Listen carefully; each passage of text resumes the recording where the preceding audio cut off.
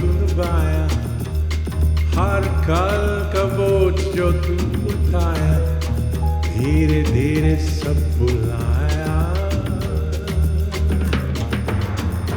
मेरा हाथ और चलो मुझसे दूर जगह प्यारी, जहाँ वक्त का ना हो इज़ारे, बस खामोशी घेरी।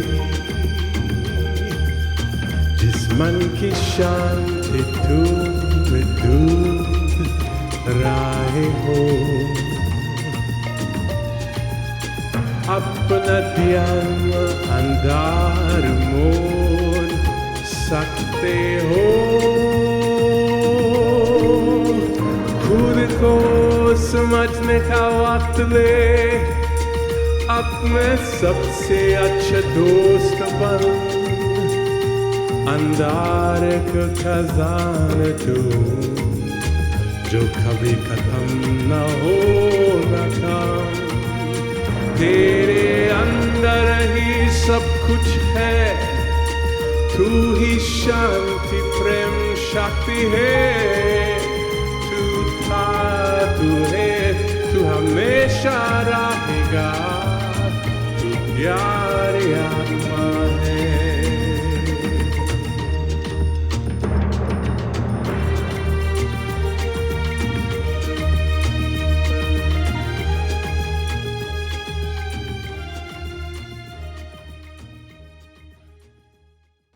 ओम शांति। हम सभी प्यार से इकट्ठे मिलकर इस शब्द का उच्चारण करेंगे, क्योंकि इसका अर्थ हमें अपने जीवन में सार्थक करना है। एक ऐसी दुनिया हमने बना दी है जिसमें हम कहते हैं शांति चाहिए, खुशी चाहिए, प्यार चाहिए, और परमात्मा आकर सिखाते हैं कि ये तो हम आत्मा का निज संस्कार है। तो ओम शांति ये हमने बहुत बार सुना है, लेकिन इसका अर्थ क्या है और इसके अर्थ में हमें स्थित होना है। तो ओम अर्थात मैं आत्मा, और शांति अर्थात शांति, पीस। तो हर बार जब हम कहते हैं ओम शांति, हम कह रहे हैं कि मैं आत्मा शांत स्वरूप हूँ। I am a peaceful soul.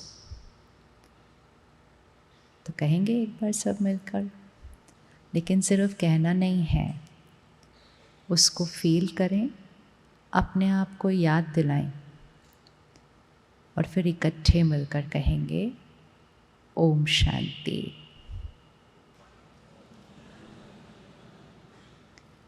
जैसे हम एक दूसरे से मिलते हैं सारा दिन में, तो हम नमस्ते कहते हैं, सत श्री अकाल कहते हैं, गुड मॉर्निंग कहते हैं, एक दूसरे को ग्रीट करते हैं, और एक दूसरे को ग्रीट करते हुए एक दूसरे को एक ब्लेसिंग देते हैं, एक दुआ देते हैं, एक गुड विश देते हैं हम। इसी तरह इस ईश्वरीय विश्वविद्यालय में जब हम एक दूसरे से मिलते हैं तो हम ओम शांति कहते हैं, और ये शब्द को कहकर हम खुद को और दूसरे को याद दिलाते हैं कि मैं आत्मा शांत स्वरूप हूँ। 1 मिनट सीधा होकर बैठेंगे और अपने शरीर को फील करते हुए अपने ध्यान को यहाँ लेकर आइएगा जहाँ तिलक लगाते हैं।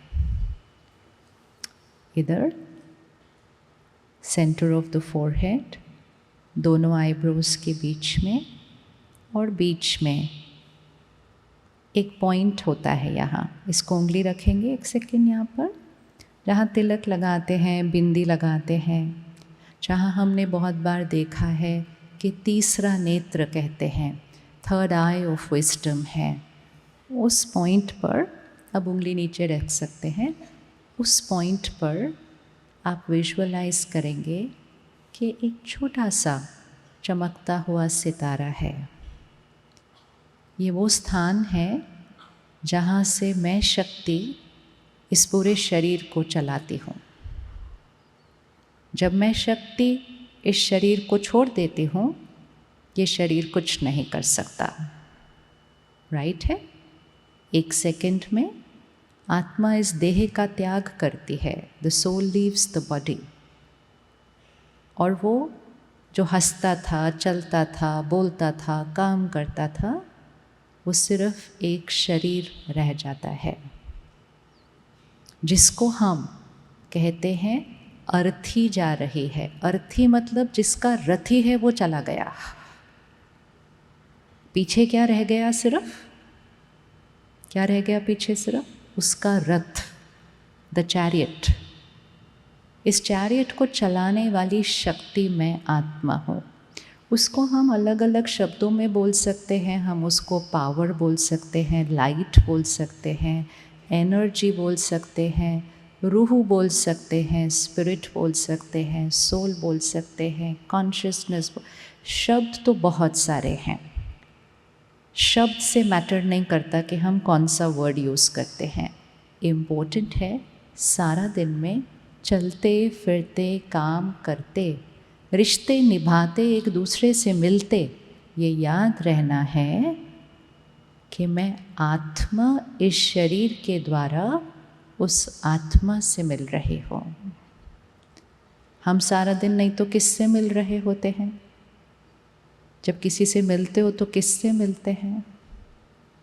सबसे पहले क्या देखते हैं? जब किसी को मिलते हैं तो क्या देखते हैं? सबसे पहले सुबह सुबह उठकर जब शीशे में देखते हैं तो किसको देखते हैं? और शीशे में देखकर क्या कहते हैं? मैं आज कैसी दिख रही हूँ, मैं आज कैसा दिखता हूँ। क्या शीशे में मैं दिखाई देता है? क्या शीशे में मैं दिखाई देता है? शीशे में कौन दिखाई देता है? बोले बोले, आपने जवाब देना, सुनना नहीं, आज बात करनी है। शीशे में कौन दिखाई देता है? मेरा शरीर। कल सुबह से ये याद रखना। जब शीशे में देखो, लेकिन शीशे में देखो और कहो मेरा शरीर ठीक है। मैं मोटी हो गई, मैं पतली हो गई, शीशे में नहीं दिखाई देता है। मेरा शरीर मोटा हो गया, मेरा शरीर पतला हो गया, वो शीशे में दिखाई देता है। तो सुबह सुबह शीशे में देखते हैं तो शरीर को मैं कह देते हैं। सारा दिन रिश्तों में आते हैं तो रिश्ते को मैं कह देते हैं। मैं पति हूँ, मैं पत्नी हूँ, मैं माँ हूँ, मैं पिता हूँ। फिर बाहर काम पे जाते हैं तो अपने रोल को मैं कह देते हैं। मैं डॉक्टर हूँ, मैं इंजीनियर हूँ, मैं फलां हूँ। अपने रोल को मैं कह देते हैं। अपने नाम को, अपने औहदे को मैं कह देते हैं। और इतनी सारी चीज़ों को मैं कहते हुए मैं कौन है वो भूल जाता है। आज की सबसे पहला होमवर्क, कर्म वही करना है, रिश्ते वही निभाने हैं, सब कुछ वैसा ही करना है, लेकिन एक अलग कॉन्शियसनेस के साथ कि मैं आत्मा शक्ति इस शरीर द्वारा कर्म करती हूँ, रिश्ते निभाती हूँ, काम पर जाती हूँ, अपना रोल प्ले करती हूँ, लेकिन मैं कौन हूँ? मैं आत्मा हूँ। अब फिर से आए इस पॉइंट के ऊपर और उसको देखें वहाँ पे कि वहाँ एक ऊर्जा है, अंदर होती है, बाहर फॉरहेड पे नहीं है, अंदर ब्रेन के अंदर है। एक फ़ोटो सामने लेकर आइएगा, एक रोबोट है। ऐसा लगेगा वो रोबोट ही सारा काम करता है, चलता है, उठता है, काम करता रहता है, लेकिन रोबोट खुद कुछ भी नहीं कर सकता। पीछे से एक कंप्यूटर होता है जो इस रोबोट को कंट्रोल कर रहा होता है। होता है कि नहीं होता? तो वो जो रोबोट है ना, वो ये शरीर है जो दिखता है, सारा दिन चल रहा है, फिर रहा है, काम कर रहा है, सारा कुछ, लेकिन ये शरीर अपने आप कुछ नहीं कर सकता। अंदर एक ब्रेन है, वो कंप्यूटर है। वो ब्रेन इस रोबोट, इस शरीर के चलने फिरने को कंट्रोल कर रहा है। अगर उस कंप्यूटर में कुछ प्रॉब्लम आ जाती है तो इस शरीर का चलना फिरना बदल जाता है, सारा कुछ। तो ये शरीर खुद कुछ नहीं कर रहा, वो कंप्यूटर, वो ब्रेन अंदर है जो इसको कंट्रोल कर रहा है। लेकिन उस कंप्यूटर को कौन ऑपरेट कर रहा है? क्या कंप्यूटर अपने आप कुछ कर सकता है? क्या कंप्यूटर अपने आप कुछ कर सकता है? नहीं। उस कंप्यूटर को ऑपरेट करने वाला एक ऑपरेटर है, उस ऑपरेटर को मैं शक्ति आत्मा कहते हैं। आज हमें ये रोबोट दिखाई देता है, अंदर एक कंप्यूटर ब्रेन है वो पता है, लेकिन ऑपरेटर मैं आत्मा हूँ ये भूल चुके हैं। जब खुद को ही भूल गए तो खुद के निज संस्कारों को भूल गए, और जब इतना सब भूल गए तो दूसरा कौन है उसको भी भूल गए। किसी से मिलते हैं, कैसे मिलते हैं? सबसे पहले अपना विजिटिंग कार्ड एक दूसरे को देते हैं। विजिटिंग कार्ड देने के बाद हम किससे मिल रहे होते हैं? हम उस ओहदे से मिल रहे होते हैं, हम उस पोजीशन से मिल रहे होते हैं। सामने से कोई आता है तो देखते हैं कौन सी गाड़ी में आया है। जिस गाड़ी में आया है उस अनुसार हमारा बात करने का तरीका होता है। हम किससे बात कर रहे हैं? हम गाड़ी से बात कर रहे हैं। शहर में आप कहाँ रहते हैं उस एड्रेस के अनुसार हम उनसे बात करते हैं। करते हैं कि नहीं करते? तो हर एक से हमारा बात करने का तरीका किस पर निर्भर है? किस पर निर्भर है? कि सामने वाला कौन है। तो हम इतना सब कुछ इस सब में उलझ गए कि हम अपने मूल संस्कारों से दूर हो गए, और फिर जब हम बहुत दूर हो जाते हैं तो हम अपने संस्कारों को ही भूल जाते हैं, और फिर हमने कहना शुरू किया मुझे शांति चाहिए, मुझे खुशी चाहिए, मुझे प्यार चाहिए। एक बार प्यार से हाथ उठाएं, किस किस को खुशी चाहिए? अच्छे से हाथ उठाओ और 10 सेकंड के लिए उठा के रखना।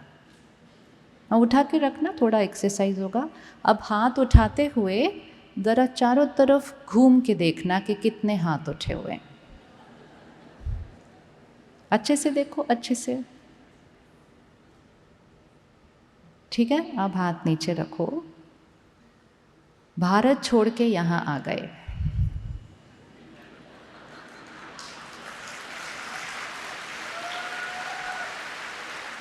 ताली क्यों बजा रहे? अच्छा हुआ आए। भारत छोड़ के आएंगे तब तो भारत की संस्कृति को विश्व में फैलाएंगे ना, नहीं तो कैसे फैलाएंगे? इसीलिए तो आए। भारत की संस्कृति सब जगह से अलग है, और इसीलिए भारतवासी पूरे विश्व में फैले हैं, ताकि भारत की खुशबू, वो संस्कृति, वो संस्कार पूरे विश्व में लेकर जाएं। लेकिन उसके लिए हमें वो संस्कृति और संस्कार याद रखने हैं, जो कि भारत में रहते हुए भी हम भूल चुके हैं आजकल। तो फ़र्क नहीं पड़ता हम कहाँ रह रहे हैं, उससे फ़र्क नहीं पड़ता। लेकिन जब हम भारत छोड़ के यहाँ आए थे तो किसी ने पूछा होगा कि क्यों जा रहे हो घर छोड़ के? तो कहा होगा खुशी के लिए। वहाँ जाएंगे ना तो बहुत कमाएंगे, और जब बहुत कमाएंगे तो बहुत खुश रहेंगे। राइट थी बात? हाथ उठाओ, राइट थी बात? पक्का पक्का राइट थी? फिर हाथ क्यों उठाया आज कि मुझे खुशी चाहिए? फिर हाथ क्यों उठाया मुझे खुशी चाहिए? अब कौन से देश में जाएंगे खुशी ढूंढने के लिए? तो आज ये पक्का करें, दूसरे देश में जाना परफेक्ट है, लेकिन क्लैरिटी होनी चाहिए हम किस लिए जा रहे हैं। कहो हम कमाने जा रहे हैं, हम कुछ और बड़ा करने जा रहे हैं, हम कोई अलग बिजनेस करने जा रहे हैं, वो ठीक है। लेकिन ये कहना कि हम खुशी के लिए जा रहे हैं, तो फिर तो मिली नहीं यहाँ, फिर अब कहाँ जाएंगे? तो हम अलग अलग देशों में जाते हैं, हम अलग अलग शहरों में जाते हैं। आजकल अपनी पृथ्वी को छोड़ के दूसरी जगह पर भी जाते हैं ढूंढने के लिए। जाते हैं कि नहीं जाते हैं? और भारत में भी अगर हम ऐसे हाथ उठाते तो सबका हाथ उठता है आजकल कि मुझे खुशी चाहिए, क्योंकि हम उसको बाहर ढूंढ रहे हैं। ढूंढ रहे हैं ना बाहर। और अगर मुझे खुशी चाहिए, मैं हाथ उठाया, तो ये बताओ किस किस को शांति चाहिए? उठा लो, उठा लो। फिर एक बार घूम के देख लो अच्छे से। और अगर शांति और खुशी चाहिए तो प्यार तो पक्का ही चाहिए होगा। और किससे चाहिए? जो साथ वाली कुर्सी पर बैठा है। और एक सेकंड चेक करो कि अभी अभी उन्होंने भी हाथ उठाया था कि मुझे भी चाहिए। तो उनको भी चाहिए, मुझे भी चाहिए, मुझे उनसे चाहिए, उनको मुझसे चाहिए, तो दोनों में से दूसरे को देगा कौन? और इसीलिए आज रिश्ते हिल गए हैं। पहले 10 साल पहले तक हमारे पास कोई कपल आता था, भाई हमें इकट्ठे नहीं रहना है, तो बैठो बैठो बात करते हैं, सब ठीक हो जाएगा। तो कुछ प्रॉब्लम जेन्युइन हुआ करती थी, और जहाँ एक प्रॉब्लम हो गई तो सल्यूशन हमेशा उस प्रॉब्लम के साथ खड़ा होता है। लेकिन आजकल के जो बच्चे आते हैं, कहते हैं हमने इकट्ठे नहीं रहना है।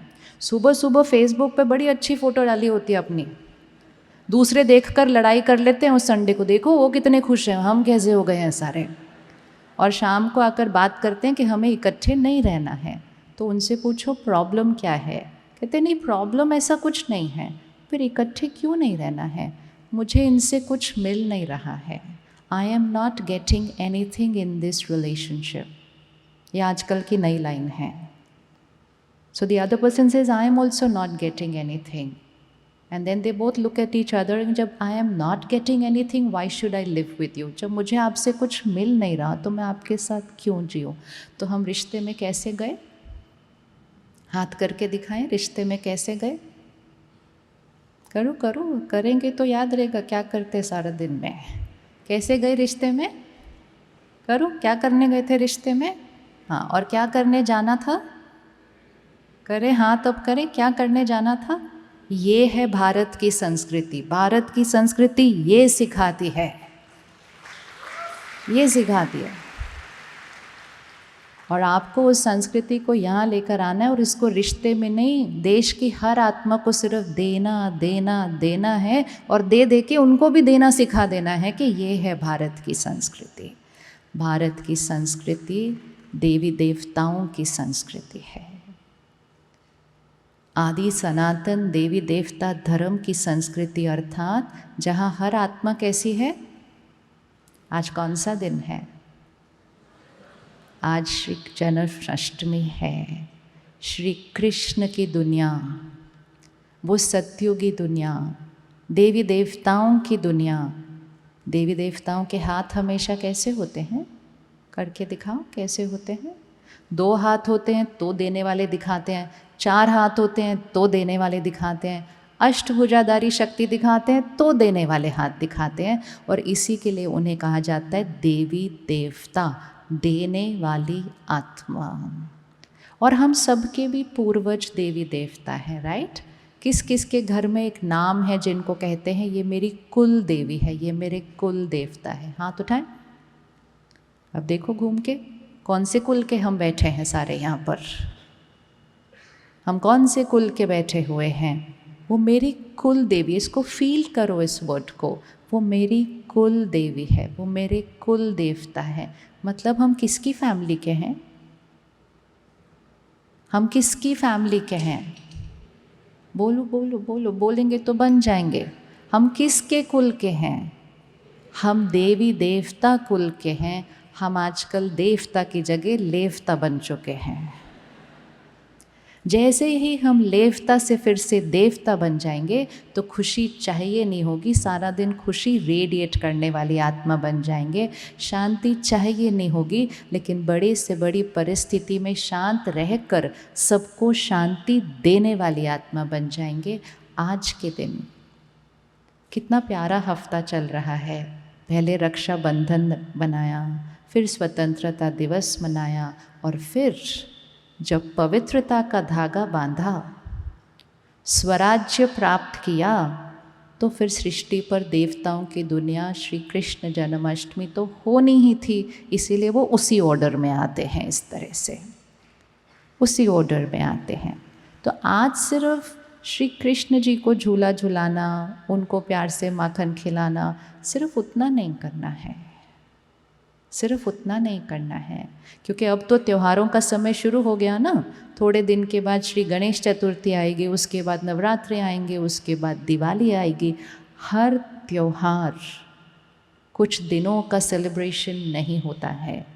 हर त्योहार हमें खुद की स्मृति दिलाता है। हर त्योहार जीवन जीने का तरीका सिखाता है। इस समय सृष्टि के हालात कैसे चल रहे हैं? एक शब्द में बताओ, सृष्टि के हालात कैसे चल रहे हैं, कैसे चल रहे हैं। सबसे इम्पोर्टेंट वर्ड जो इस समय है वो है अनसर्टेनिटी।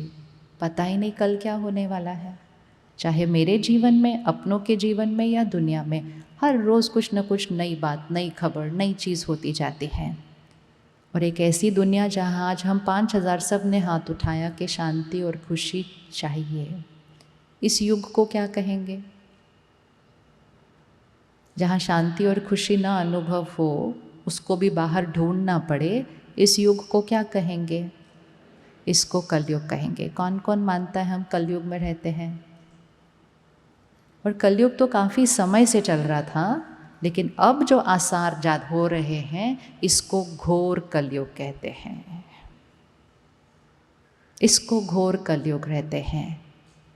और इस समय जो सृष्टि पर हो रहा है, चाहे देशों के बीच जो हो रहा है, चाहे प्राकृतिक आपदाएं हो रही हैं, सृष्टि के भविष्य के लिए सभी बहुत चिंतित हैं।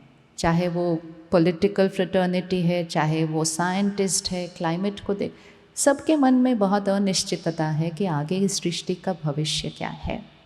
लेकिन परमात्मा स्वयं इस सृष्टि पर अवतरित होकर इस सृष्टि का भविष्य बताते हैं। जैसे अभी शाम है, थोड़ी देर के बाद रात हो जाएगी। क्या हम रात को डरते हैं कि आगे क्या होने वाला है? डरते हैं हम रात को? नहीं, हमें पता होता है कि रात के बाद क्या होने वाला है, सुबह होने वाली है। सो टाइम इज साइक्लिक, समय एक चक्र में चलता है। इसलिए बचपन से सुना था काल चक्र, राइट? सुना काल चक्र, तो मतलब समय एक चक्र में घूमता है। सुबह, एक बार रखेंगे उंगली ऐसे, 4 पार्ट्स, सुबह, दोपहर, शाम, रात, रात के बाद सुबह, spring, summer, autumn, winter, winter के बाद फिर से स्प्रिंग। तो एक है 24 घंटे का साइकिल, एक है 365 डेज़ का साइकिल, और एक होता है उससे थोड़ा बड़ा और साइकिल, जिसमें सतयुग, त्रेता युग, बोलते जाएं, सतयुग, त्रेता युग, द्वापर युग, कलयुग, घोर कलयुग, घोर रात्रि, फिर घोर रात्रि के बाद, घोर रात्रि के बाद सतयुग। तो प्रलय नहीं होती सृष्टि की, खत्म नहीं होती दुनिया। सृष्टि परिवर्तन का समय आ चुका है, जहाँ रात्रि खत्म होकर सवेरा शुरू होना है। और इसीलिए जन्माष्टमी हमें याद दिलाती है कि घोर रात्रि के समय श्री कृष्ण का जन्म हुआ था। और कहाँ जन्म हुआ था? कहाँ जन्म हुआ था? और जब उनका जन्म हुआ तो सारे जेल के दरवाजे खुल गए, वो जो सारे पहरेदार थे वो सो गए, और वो छोटू सा श्री कृष्ण पीपल के पत्ते पर उस नदी और सागर से क्रॉस करते हुए दूसरी तरफ पहुंच गया। इसका अर्थ क्या है? जब परमात्मा इस सृष्टि पर अवतरित होंगे, हम सब बहुत सारे अपने बंधनों में बंधे हुए होंगे। जैसे हमने अपने जीवन को क्या कर दिया है, ऐसा जेल की तरह बना दिया है। लेकिन जब ज्ञान समझ में आता है तो वो जेल पूरी तरह से खुल जाती है, जो पहरेदार हैं वो सो जाते हैं, और आत्मा फिर से निखर आती है, और वो आत्मा लेवता से देवता बन जाती है, और वो सृष्टि कलयुग से क्या बन जाती है? सतयुग बन जाती है। इस कलयुग को सतयुग बनाएगा कौन? इस कलयुग को सतयुग बनाएगा कौन? हम की जगह इंडिविजुअली जिस जिसका मन है करने का, वो ज़रा हाथ उठाओ एक बार। अभी हम कैसे बोल सकते हैं? अभी तो जो साथ में बैठा है उसकी रिस्पॉन्सिबिलिटी नहीं लेते, और हम बोलते हैं हम कैसे करेंगे सारे? हाँ, अब हाथ उठाओ। कौन इस कलयुग को सतयुग बनाने के लिए रेडी है? हाथ उठाओ, अच्छे से उठाओ, हम कल पेपर में फ़ोटो डालने वाले हैं। और वैसे भी आप सब यूट्यूब पे लाइव जा रहे हो, वो सब देखेंगे, ये सतयुग बनाने वाले हैं सारे। क्योंकि सतयुग कोई मैजिक नहीं है कि सडनली आज कलयुग है और कल सतयुग बन जाएगा। अपने घर को स्वर्ग या नर्क कौन बनाता है? आप भारत में रहते थे, आप यहाँ आए, आपने ज़्यादा धन कमाया, आपका मकान ज़्यादा बड़ा हो गया, क्या इसका मतलब जीवन स्वर्ग हो गया? महल के साइज़ पे डिपेंड करता है? नहीं। तो हमारा घर स्वर्ग है या नर्क है, ये किस पे डिपेंड करता है? घर के साइज़ पे डिपेंड करता है? नहीं। घर के अंदर जो साधन है उस पे डिपेंड करता है? नहीं। घर में कौन सा रोल, रिलेशनशिप, औहदा है उस पे डिपेंड करता है? नहीं। घर में रहने वालों के संस्कार और आपस में उनके रिश्ते। तो जहाँ कलह कलेश होती है, लोग कहते हैं इनके घर में तो नर्क लगा हुआ है। और जिस घर में रिश्ते बहुत अच्छे होते हैं, बड़े बड़े परिवार इकट्ठे रहते हैं, इकट्ठा खाना खाते हैं, तो आज भी कलयुग के एंड में भी लोग आके कहते हैं इनके घर में तो स्वर्ग लगा हुआ है। बोलते हैं कि नहीं बोलते हैं ऐसा? हम बोलते हैं कि नहीं ऐसा? तो स्वर्ग और नर्क कोई अलग अलग दुनिया नहीं होती है। हम कहते हैं स्वर्ग ऊपर है, नर्क नीचे है। स्वर्ग ऊपर, नर्क नीचे नहीं। स्वर्ग मतलब ऊंची स्थिति और नर्क मतलब नीची स्थिति, हैं दोनों इस सृष्टि पर ही। लेकिन स्थिति की जगह हमने उसको स्थान बना दिया। स्वर्ग बोलते हैं तो कहते ऊपर है, नर्क बोलते हैं तो हम कहते नीचे, पाताल में। वो स्थिति की बात है। 1 मिनट आंख बंद करें और अपने घर पहुंच जाएं, जिस गो हो, और घर जाकर अपनी कंफर्टेबल वाली कुर्सी या सोफे पे जाके बैठ जाएं। अपने पूरे घर को देखते रहें। जैसे हम चेक करते हैं ना, घर ठीक है, घर साफ है, उस तरह से अपने घर को देखें। लेकिन थोड़ा सा डीपर चेकिंग करते हैं, मेरे घर की वाइब्रेशन कैसी है, मेरे घर की एनर्जी कैसी है। खुद से उसको रैंकिंग देना, किसी और को नहीं बताना है ये। On a scale of 1 to 10, अगर आपको लगता है कि आपके घर में संपूर्ण शांति है, बिल्कुल परफेक्ट, स्वर्ग जैसी, जहाँ कभी कोई हलचल नहीं होती है, रिश्ते बहुत हार्मनी में हैं, तो आप उसको 10 देना। अगर आपको लगता है शांति बिल्कुल है ही नहीं, तो उसको 1 देना, पैसे वाला कोई होगा नहीं। हाँ, अब आप इसको 10 और 1 के बीच में रैंकिंग देना।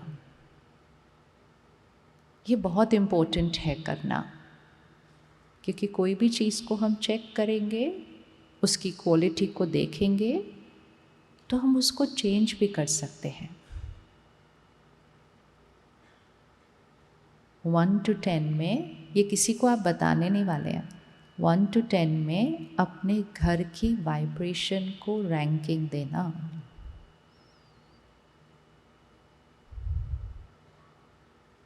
अगर दे दिया तो एक बार हाथ उठा दो तो पता चल गया हमें। ओके, अब हाथ नीचे रखें, आंख बंद रखें।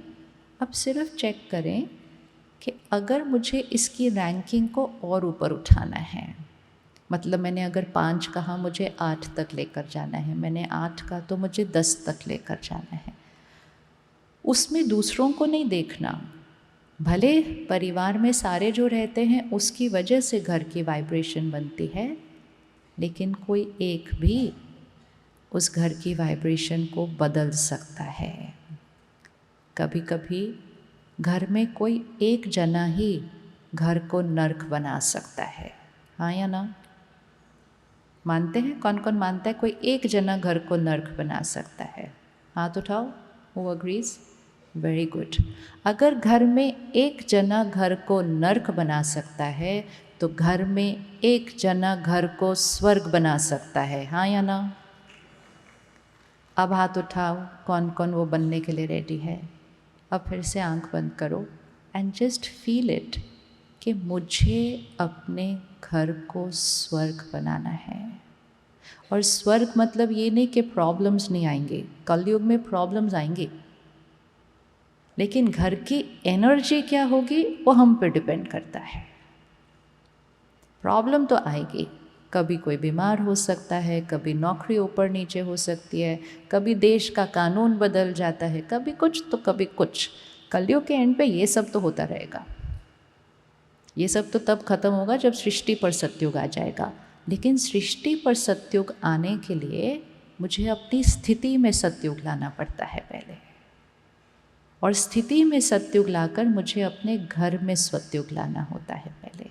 तो जस्ट फील करो, मुझे अपने अंदर कौन सा संस्कार चेंज करना है जिससे मैं सतयुग बनाने में अपने घर में, दुनिया में नहीं, घर में मैं कंट्रीब्यूट करता हूँ।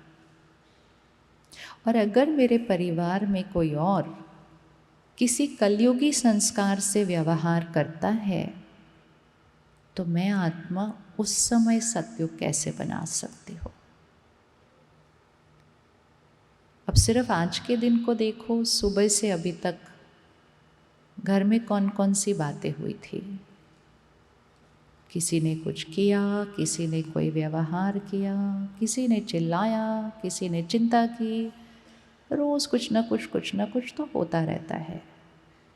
टीवी पे सीरियल देखते देखते घर में ही चलने लग गए आजकल। लेकिन हर सीरियल में एक हीरो एक्टर होता है जो सब कुछ ठीक कर देता है। तो मैं इस संकल्प को अभी पक्का करेंगे, मैं अपने परिवार का फरिश्ता हूँ।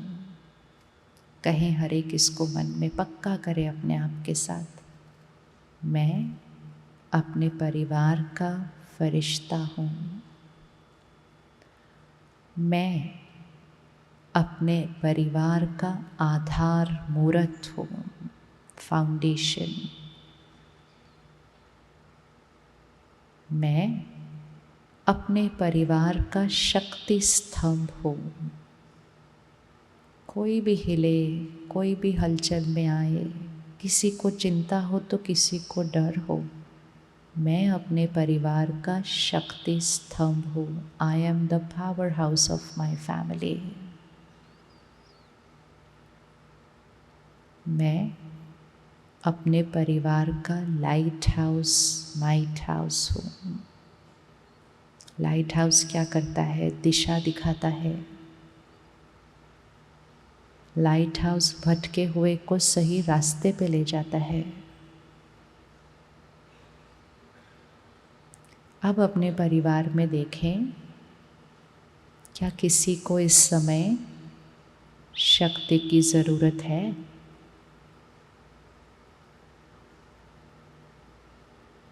हम सारा दिन में हर एक चीज़ किसके लिए कर रहे होते हैं? परिवार के लिए। परिवार के लिए मेहनत करते हैं, परिवार के लिए कमाते हैं। आज मेरे परिवार को शक्ति की ज़रूरत है। आज हमारे बच्चों को शक्ति की ज़रूरत है। मैं अपने परिवार का शक्ति स्तंभ, देने वाली आत्मा। अब देखें अपने आप को घर में, वो अलग अलग तरह से व्यवहार करेंगे। मैं देने वाली आत्मा हूँ।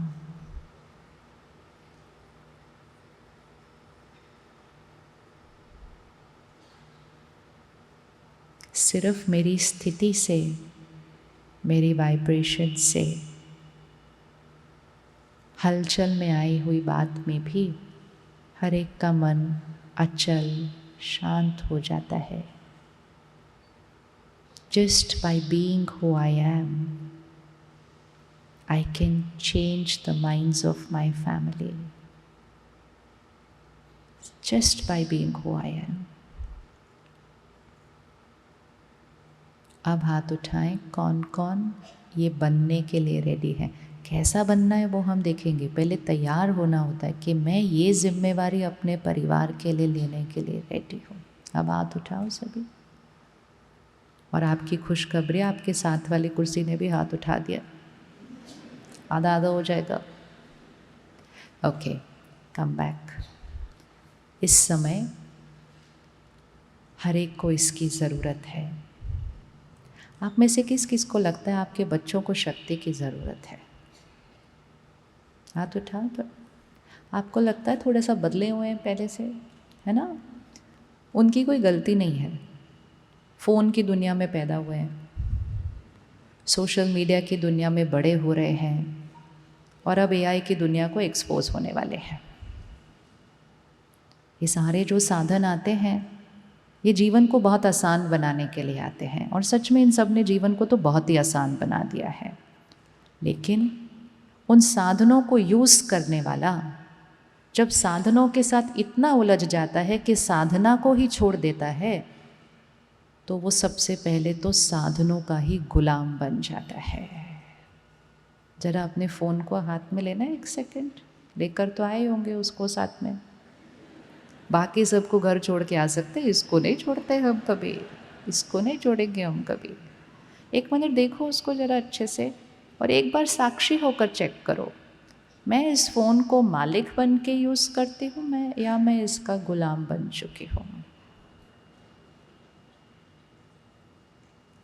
साधन मेरे फ़ायदे के लिए आया था और साधन ने तो हमारी जीवन को ही बदल दिया, बड़ा ही आराम कर दिया हमारे जीवन के अंदर।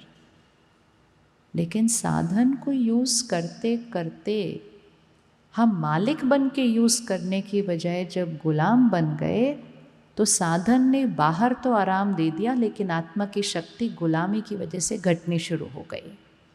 कौन कौन फील करता है कि मैं गुलाम हूँ अपने फ़ोन का? उठा लो, कोई प्रॉब्लम नहीं, सभी हाथ उठाएंगे अभी। अब चेक कैसे करेंगे कि मैं गुलाम हूँ कि नहीं गुलाम हूँ? Let's check. सुबह उठते ही कौन कौन फ़ोन देखता है? रात को सोने से पहले कौन कौन अपना फ़ोन देखता है? और कौन कौन प्यार से उसको अपने साथ लगा के सुलाता है? और कौन कौन अगर थोड़ा देर के लिए फ़ोन गुम जाए तो खुद का ही सब कुछ गुम जाता है? कौन कौन सोचता है बस 5 मिनट फ़ोन देखूंगा, आधा घंटा कब बीत जाता है पता ही नहीं चलता है? कौन कौन खाना खाते हुए भी साथ साथ बीच बीच में फ़ोन देख लेता है? फ़ोन की एक टिंग बजते हुए बाकी सारे तरफ से ध्यान छोड़ के पूरा ध्यान उधर चला जाता है। इसको कहते हैं फ़ोन के गुलाम। और जब तक हम साधनों के मालिक नहीं बनेंगे तो जीवन में बाकी चीज़ों पे दाता नहीं बन पाएंगे, क्योंकि कोई भी तरह की गुलामी आत्मा की शक्ति को तो घटाएगी, because it makes us dependent. कौन कौन रेडी है इस गुलामी को छोड़ने के लिए? अभी अभी इतना कुछ, कल हमने इंडिपेंडेंस कर लिया। कौन कौन रेडी? आप देखो, देश को आज़ाद करने के लिए कितनों ने अपने जीवन का त्याग कर दिया। वो ना करते तो हम वहीं होते अभी भी। तो गुलामी से आज़ादी की तरफ की जो जीवन होती है उसमें थोड़ा सा मेहनत करनी पड़ती है, थोड़ा सा संघर्ष करना पड़ता है, थोड़ा सा त्याग करना पड़ता है, थोड़ा सा चेंज करना पड़ता है। वो तो किसी और से आज़ादी चाहिए थी तो बड़ा बड़ा त्याग करना पड़ा, हमें तो खुद को खुद की गुलामी से आज़ादी चाहिए सिर्फ। वो तो बहुत आसान होता है। स्वराज्य, दोहराइए इस शब्द को अपने मन में, स्वराज्य। स्व कौन है? स्व कौन है? ये जो आत्मा है ये स्व है, इट्स द आई। मुझ आत्मा का मन बुद्धि संस्कार पर राज्य, मुझ आत्मा का इन कर्म इंद्रियों पर राज्य। जो देखना चाहिए वो ही देखना है, जो सुनना चाहिए वो ही सुनना है, जो बोलना चाहिए वो ही बोलना है, जो खाना चाहिए वो ही खाना है। खाना नहीं चाहिए लेकिन क्या करूँ, रहा नहीं जाता है, ये गुलामी है। मुझे ऐसा बोलना नहीं चाहिए था लेकिन मेरे मुंह से निकल गया, ये गुलामी है। मुझे उनकी गलती सुननी नहीं चाहिए थी लेकिन वो सुना रहे थे तो सुनना पड़ा, ये गुलामी है। और धीरे धीरे पहले मन की गुलामी बढ़ी, फिर कर्म इंद्रियों की गुलामी बढ़ी, आजकल तो हाथ भी कभी कभी अपने आप ही उठ जाता है। कहते पता नहीं ये कैसे हो गया। तो क्या हुआ, गुलामी क्या होती जाती है? बढ़ती जाती है।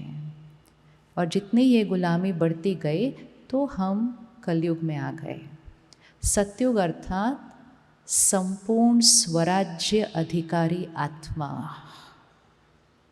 मन की मालिक आत्मा, हर परिस्थिति में परिस्थिति की भी मालिक आत्मा। ये 2025 में अगर हमने इस फ़ोन की गुलामी नहीं छोड़ी तो आने वाला साल तो इस गुलामी को बहुत एक अलग डायरेक्शन में लेके जाने वाला है। लोगों की भी ज़रूरत नहीं पड़ेगी, उन्हीं से बात करते रहेंगे। हाँ जी, आपका क्या हाल है? वो कहेगा मेरा तो हाल बहुत अच्छा है, आपका क्या हाल है? बस उसी से बात करते रहेंगे, तो घर में और किसी की ज़रूरत ही नहीं पड़ेगी। अभी भी आप देखो, दो लोगों के बीच में घर पे कभी कभी अनबन हो जाती है, पहले भी होती थी, लेकिन पहले बोर हो जाते थे 10-15 मिनट में, तो फिर एक दूसरे के साथ बात करना शुरू कर देते थे। और कितनी देर मौन रखेंगे घर के अंदर? लेकिन अब कोई फ़र्क ही नहीं पड़ता, क्योंकि दोनों अपना फ़ोन लेके बैठ जाते हैं और दुनिया से बातें करते रहते हैं। पता दिन बीत जाते हैं, एक दूसरे से की ज़रूरत नहीं पड़ती, क्योंकि हम उस साधन के साथ इतना उलझ जाते हैं कि हमें पता भी नहीं चलता हमारी शक्ति कितनी घट रही है। कौन कौन रेडी उस गुलामी को ख़त्म करने के लिए? पक्का पक्का करो, ऐसे ही नहीं बोलना है सिर्फ। पक्का पक्का। कुछ थोड़ी सी मेहनत, लेकिन थोड़े दिन के बाद वो मेहनत नहीं लगेगी, वो आज़ादी फील होगी कि हम क्या कर रहे थे इतने दिन से, हम कितना टाइम वेस्ट नहीं कर रहे थे, हम कितनी एनर्जी वेस्ट कर रहे थे। और एक बार एक आत्मा के अंदर एडिक्शन का संस्कार आ जाता है तो वो एक चीज़ से एडिक्ट नहीं होती, फिर उसकी एडिक्शन बढ़ती जाती है। तो सबसे पहला स्टेप, सुबह उठते पहला 1 घंटा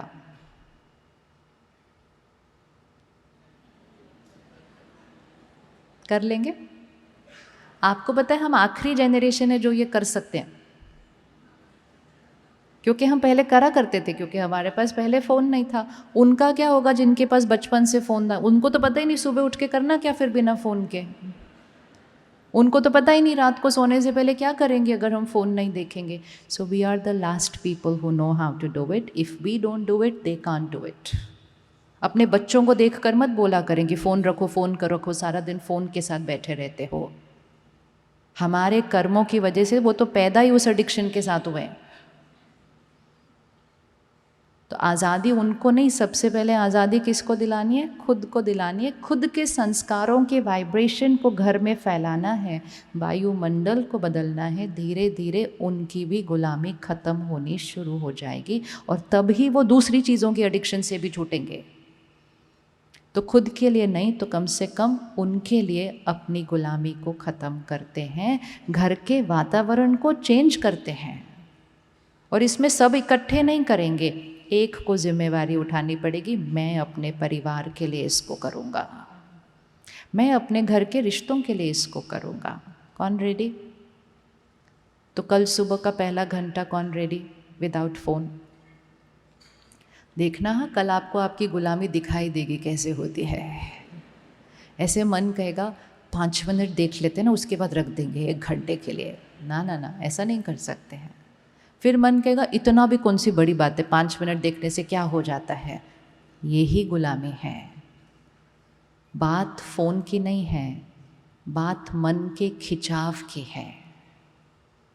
अगर मैंने मन को कहा नो मीन्स नो, नहीं देखना तो नहीं देखना, उसके बाद मन को रोने देना। वो 2 दिन रोएगा, 3 दिन रोएगा, 4 दिन रोएगा और उसके बाद आप जीवन भर के लिए आज़ाद हो जाएंगे। लेकिन अगर कल वो रोया और आपने उसका कहना मान लिया तो आप जीवन भर आप रोएंगे उसके बाद। चाय छोड़ते हैं तो थोड़े दिन तो सिर दर्द होता ही है ना, लेकिन कुछ लोग उस 3 दिन 4 दिन के सिर दर्द को सहन नहीं कर पाते तो वो सारी उम्र चाय का गुलाम रहते हैं। और जो 3-4 दिन के उस विड्रॉल सिम्टम को ख़त्म कर देंगे वो जीवन भर उससे आज़ाद हो जाएंगे। गुलामी से आज़ादी की सफ़र सिर्फ 3-4 दिन का होता है।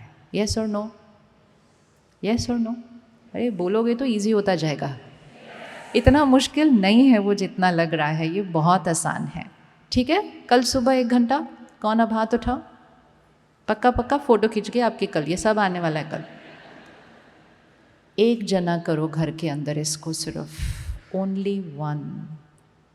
आज़ादी की लड़ाई में सब ने इकट्ठे नहीं किया था, किसी एक ने शुरू किया था। एक को देखकर दूसरा जुड़ा था और बहुत जल्दी सारे जुड़ गए और आज़ादी मिल गई। फिर रात को सोने से पहले 1 घंटा, हमें लगता है वही तो मेरा टाइम है मेरा फ़ोन के साथ, मतलब वो टाइम पे कैसे ऐसे हो सकता है। आज मेजॉरिटी प्रॉब्लम्स चाहे मन की या शरीर की, गहरी नींद की कमी की वजह से है, डीप स्लीप। आपके देश में डिप्रेशन आ चुका? क्योंकि आपके भारत में तो बहुत बढ़ चुका। और क्यों बढ़ा? गहरी नींद की कमी है। और सबसे ज़्यादा पता है किस में बढ़ा? बच्चों में बढ़ा। जब हम स्कूल में थे डिप्रेशन क्या होता है वो ही नहीं पता था। आज स्कूल के बच्चे बोलते हैं depression, anxiety, panic attack, psychologist, counsellor. ये हमारी मेहनत का ये रिजल्ट है कि हमारे बच्चे कहेंगे कि डिप्रेशन, पैनिक अटैक। फिर सफलता किसको कह रहे हैं हम? ये बड़े बड़े मकान सफलता नहीं होते हैं।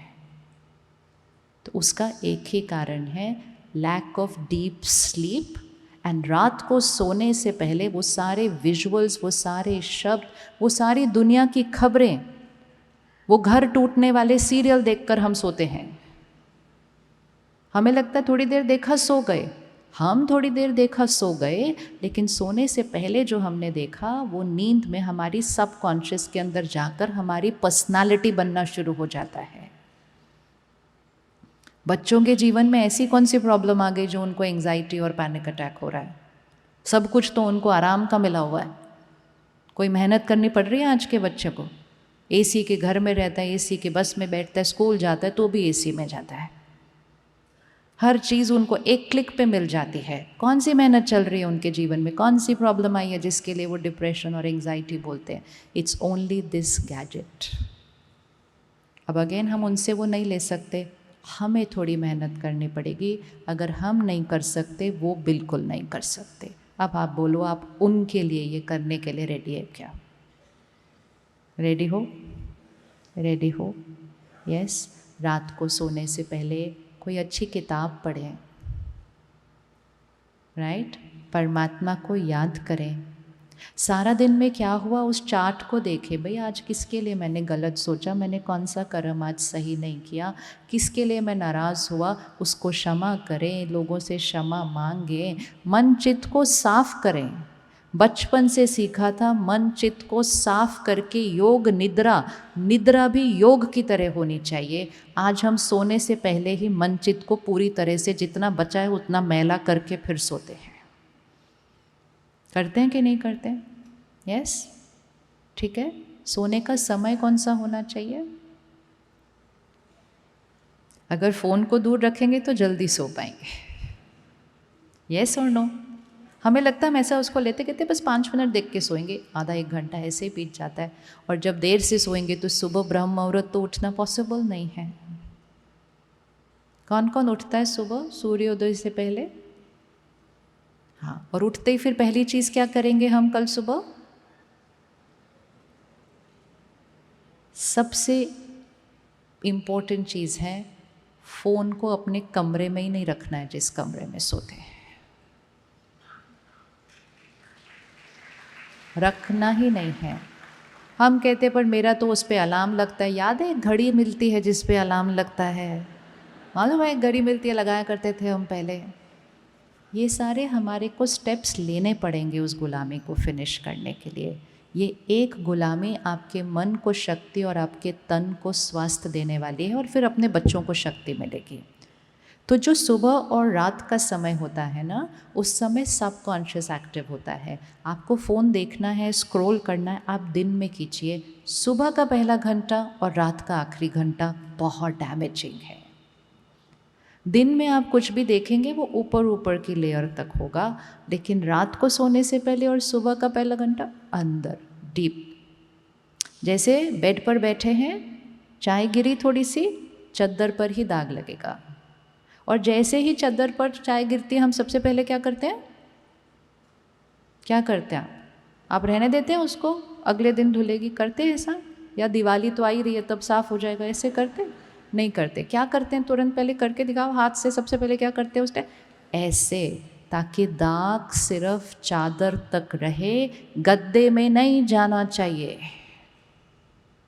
दिन का समय कॉन्शियस माइंड चादर है, रात और सुबह का समय वो गद्दा है। उसमें चला गया ना अगर, तो फिर साफ करना बहुत मुश्किल है उसके बाद, क्योंकि वो हमारे व्यक्तित्व के अंदर चला जाता है।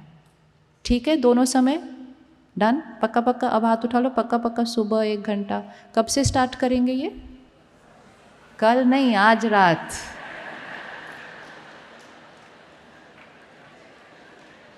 आज नहीं, अभी नहीं, तो फिर कभी नहीं। ठीक है ना? तो आज रात को करेंगे। तो ये हुआ हमारा डी एडिक्शन का फर्स्ट स्टेप, रात को और सुबह। दूसरी चीज़, सारा दिन में हम उससे जो कंज्यूम कर रहे हैं, अपने काम के लिए फ़ोन यूज़ कर रहे हैं, फाइन।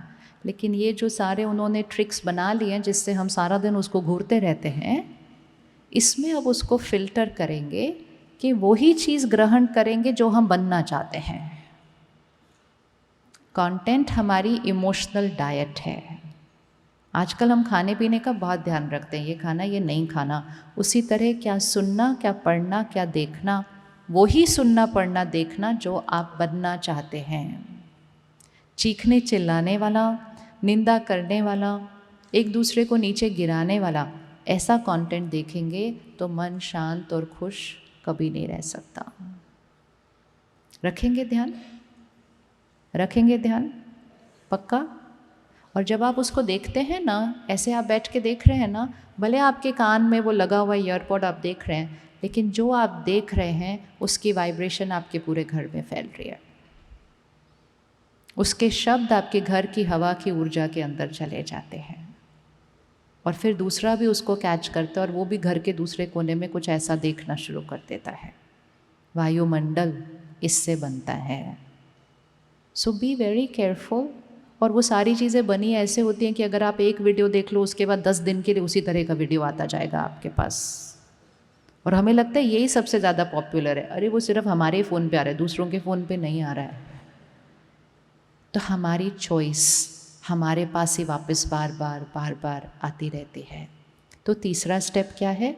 बहुत ध्यान से सिर्फ वो ही कंज्यूम करेंगे जो बनना चाहते हैं।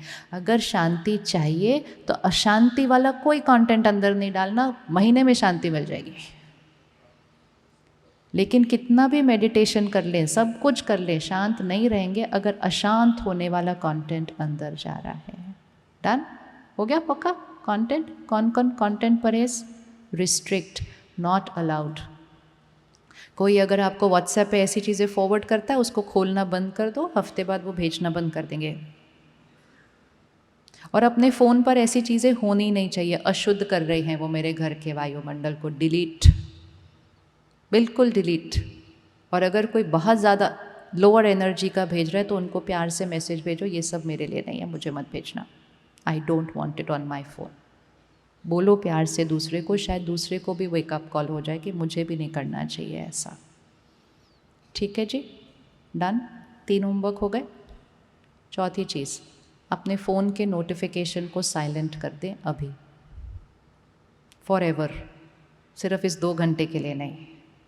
टिंग टिंग टिंग जब बजता रहता है ना, तो थोड़े दिन के बाद बिना फ़ोन पे बजे भी माइंड में टिंग टिंग टिंग बजने लग जाता है। वो क्या करता है टिंग टिंग? अभी सपोज़ यहाँ फ़ोन रखा है, हम कुछ काम कर रहे हैं, ये टिंग बजता है, हमारा ध्यान यहाँ से खिंच कर उधर जाता है और उधर होता कुछ भी नहीं है। कुछ एक मैसेज हुआ होगा, गुड मॉर्निंग, लेकिन इसको बार बार डिस्ट्रैक्ट होने की आदत पड़ जाती है और एकाग्रता की शक्ति ख़त्म होने लगती है। उसको साइलेंट कर दें। अगर किसी की लाइफ में इमरजेंसी होगी, वो आपको मैसेज नहीं करने वाले, वो फ़ोन करेंगे। उसके लिए वो टिंग टिंग टिंग ऑन रखने की ज़रूरत, बोलिए, नहीं है। अभी कर दीजिए, पता नहीं घर जाके दान कर पाए न कर पाए, अभी कर लेते हैं। करो करो, निकालो निकालो, करते हैं अभी। तुरंत दान महापुण्य। घर जाके लगेगा नहीं नहीं ऐसे कैसे होता है, बाई चांस कुछ हो गया, मन बदल जाता है दान करने का बाहर जाने के बाद मंदिर से। अभी करते हैं। आप सिर्फ 1 हफ्ता इसको करिएगा, आपको बड़ा सुकून महसूस होने वाला है। वो टिंग टिंग टिंग टिंग टिंग डिस्ट्रैक्शन बंद हो जाएगी सारी। शाम को घर आने के बाद इस एक्सपेरिमेंट को करके देखिएगा। शाम को घर आने के बाद पूरा दिन तो फ़ोन यूज़ कर ही लिया सारे काम के लिए। शाम को घर आने के बाद आजकल घर में क्या हो गया है, सब लोग अपना फ़ोन लेकर बैठे हुए हैं। भले बैठे इकट्ठे हैं लेकिन गर्दन नीचे है, बात एक दूसरे से कर रहे हैं, साथ में किसी और को टाइप कर रहे हैं। ये हमारे रिश्तों पर असर डाल रहा है। कौन कौन उस ईरा में था जब तार वाला फ़ोन था? तो हमें आता है ना तार वाला फ़ोन यूज़ करना। शाम को आप करना, सिर्फ इसको कल शाम से पहले, सबको नहीं बोलना करने के लिए। घर में एक जगह बनाइए, अपने फ़ोन को शाम को जाकर उधर रखिए। बजेगा, जाइए, बात करिए, वापस वहाँ रखिए। Convert your mobile into the landline for the last 2-3 hours of the evening when you are at home. कर सकते हैं? थोड़ी देर पता नहीं चलेगा क्या करना है उसके बाद। मैंने उस दिन किसी को बोला, कहते बहुत स्ट्रेस है, इतने मैसेजेस आते हैं, इतने में। मैं बोला रख दो ना फ़ोन को शाम को घर आने के बाद। कहते हाँ गुड आइडिया। मैं कहा गुड आइडिया रख दो। तो उन्होंने कहा गुड आइडिया, थोड़ी देर के बाद फिर बहुत स्वीटली कहते हैं, फिर हम करेंगे क्या शाम को घर आके?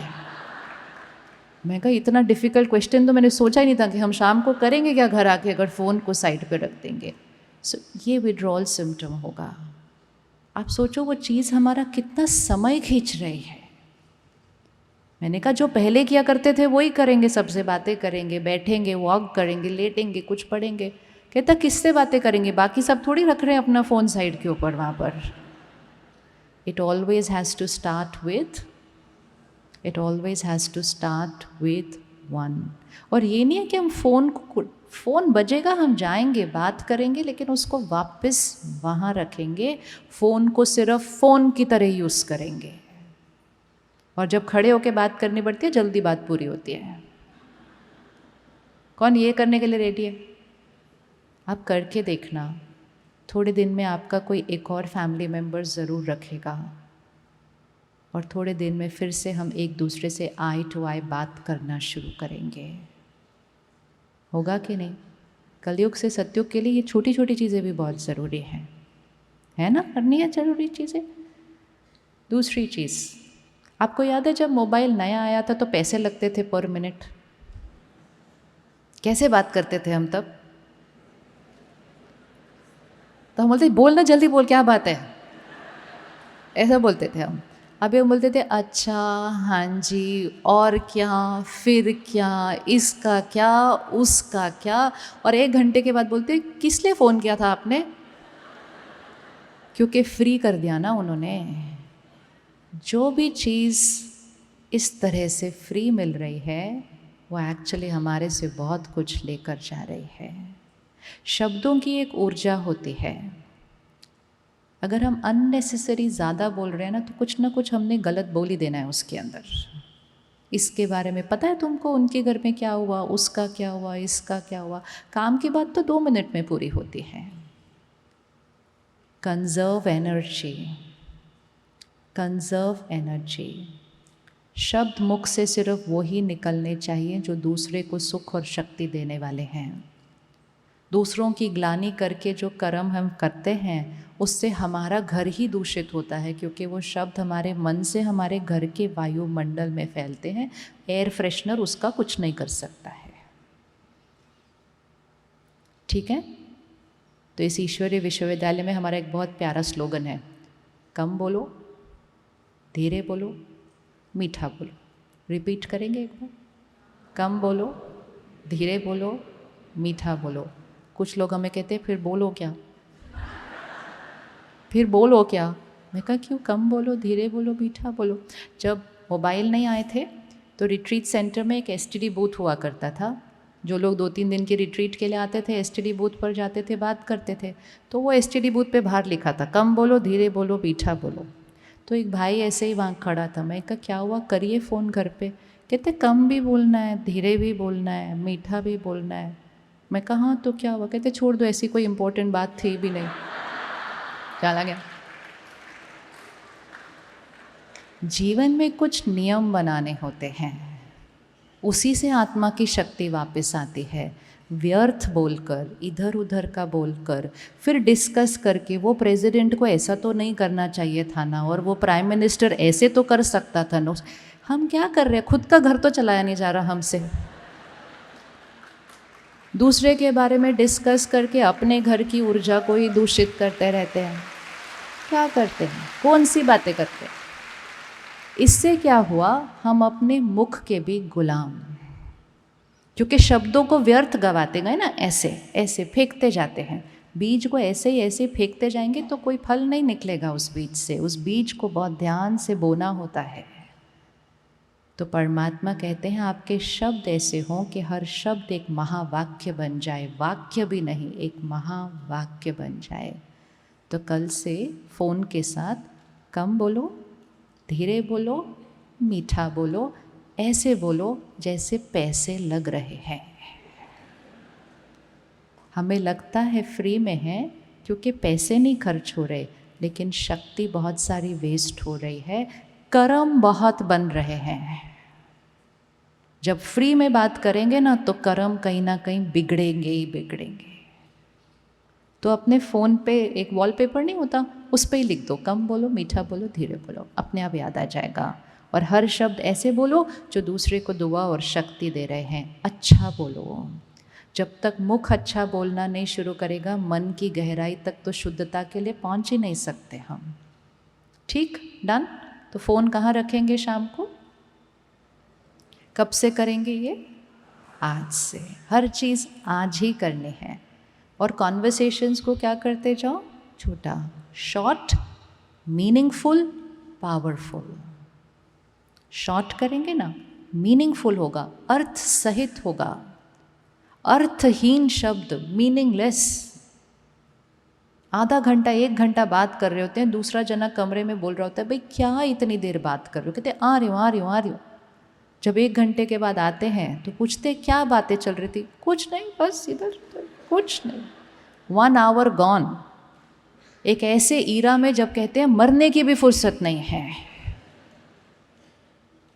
टाइम हमारे पास बहुत है, लेकिन टाइम का यथार्थ उपयोग नहीं कर रहे हैं। तो आत्मा की शक्ति क्या हो रही जा रही है? घटती जा रही है। फ़ोन उठाएं, आप ठीक हैं, मैं ठीक हूँ, बताइए क्या बात है। लोग कहते हैं oh this is so rude. I said no, it's not rude, it's saving time and energy. बताओ क्या बात है। लोग आधा घंटे के बाद बोलते हैं नहीं तो बात क्या है। क्यों? सीधा नहीं बात हो सकती कि क्या बात है, बताओ किस चीज़ के लिए फ़ोन किया। शुरू में उनको रूड लगेगा, धीरे धीरे उनको समझ में आ जाएगा। उनकी भी शक्ति उसमें क्या हो रही है? बच रही है। मोस्ट इम्पोर्टेंट, कर्म सही होने लगेंगे। यथार्थ बोलेंगे तो कर्म सही होने लगेंगे। ठीक है, डन। कौन है रेडी ये करने के लिए? सिर्फ झंडा रोहन करके इंडिपेंडेंस डे नहीं होता है। सच में इंडिपेंडेंस मतलब इंडिपेंडेंस। मैं आत्मा सिर्फ खुद पर डिपेंडेंट हूँ। आज हम बाकी सब चीज़ों पर बाहर डिपेंडेंट हो चुके हैं, राइट? यस। और जब ऐसा करेंगे, एक लास्ट चीज़ कर लेते हैं अपने फ़ोन के साथ। जिस भी एप्लीकेशन के आप गुलाम बन चुके हैं, बहुत सारे हैं, 1 महीने के लिए उनको अनइंस्टॉल कर दो। और अगर तुरंत दान करना चाहो तो अभी भी कर सकते हो इसको। घर जाके मूड चेंज हो जाएगा। जैसे इस हॉल के बाहर जाएंगे ना, वायुमंडल में उसकी वाइब्रेशन है बहुत ज़्यादा। ऐसा लगेगा इसके बिना हम कैसे जी सकते हैं।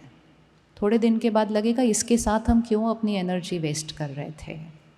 सिर्फ उसको थोड़े दिन के लिए अनइंस्टॉल कर दें। जब मालिक बन जाएंगे उसको वापस इंस्टॉल कर लेना, लेकिन आपका वापस उसको इंस्टॉल करने का कोई मूड नहीं बनेगा। ये पक्की बात है। एक बार आपने उसको अनइंस्टॉल कर दिया तो याद रखें, वो किसी का बिजनेस है और वो बहुत कमा रहे हैं। वो बहुत कमा रहे हैं, हम बहुत कुछ गंवा रहे हैं। वो कमाते जा रहे हैं, हम गवाते जा रहे हैं। वो कमाते जा रहे हैं, हम गवाते जा रहे हैं। और जितना वो कमाते जाएंगे वो और कमाने के साधन ढूंढते जाएंगे और हम अपना भाग्य गवाते जाएंगे। ऐसा कर्म करना नहीं। दुनिया क्लियरली कहती है these are designed to manipulate the mind. हमने सुन लिया, देख लिया। मुझे तो लगा उस दिन सब लोग अनइंस्टॉल कर देंगे, क्योंकि उन्होंने ही डॉक्यूमेंट्री में बोल दिया this is designed to manipulate the mind. हमने सुना, पढ़ा और उसके साथ वैसे ही बैठे रहे। सो हम जान पूछकर उसको यूज़ कर रहे हैं, जो चीज़ हमें पता है कि हमारे माइंड को क्या कर रही है, मैनिपुलेट कर रही है। और क्योंकि हम गुलाम हो जाते हैं तो हमारे बच्चे भी हो जाते हैं। हम तो बड़े होकर गुलाम हुए, वो बचपन से गुलाम हो जाते हैं। और जो बचपन से गुलाम हो जाएगा उसके अंदर जीवन की परिस्थितियों को हैंडल करने की शक्ति कहाँ से आएगी। और इसीलिए छोटी सी बात आने से भी एंग्जाइटी हो रही है, पैनिक अटैक हो रहा है। वो सिर्फ it is nothing, it is only lack of inner power, आंतरिक शक्ति की कमी। और अब तो विश्व ने मान लिया है कि बच्चों पर इस सब का असर इसी की वजह से हुआ है, लेकिन छूटेगा उनसे नहीं। बच्चों के अंदर ये संस्कार कौन सी उम्र से आता है, कौन सी एज से आता है? अब के बच्चों के अंदर स्क्रीन देखने का संस्कार कौन सी एज से आता है? गर्भ से। जब आप और मैं गर्भ में थे तो हमारी माताओं को क्या सिखाया जाता था? खुश रहो, देवी देवताओं के चित्र देखो, ऐसे बच्चे आएंगे तो हम आए।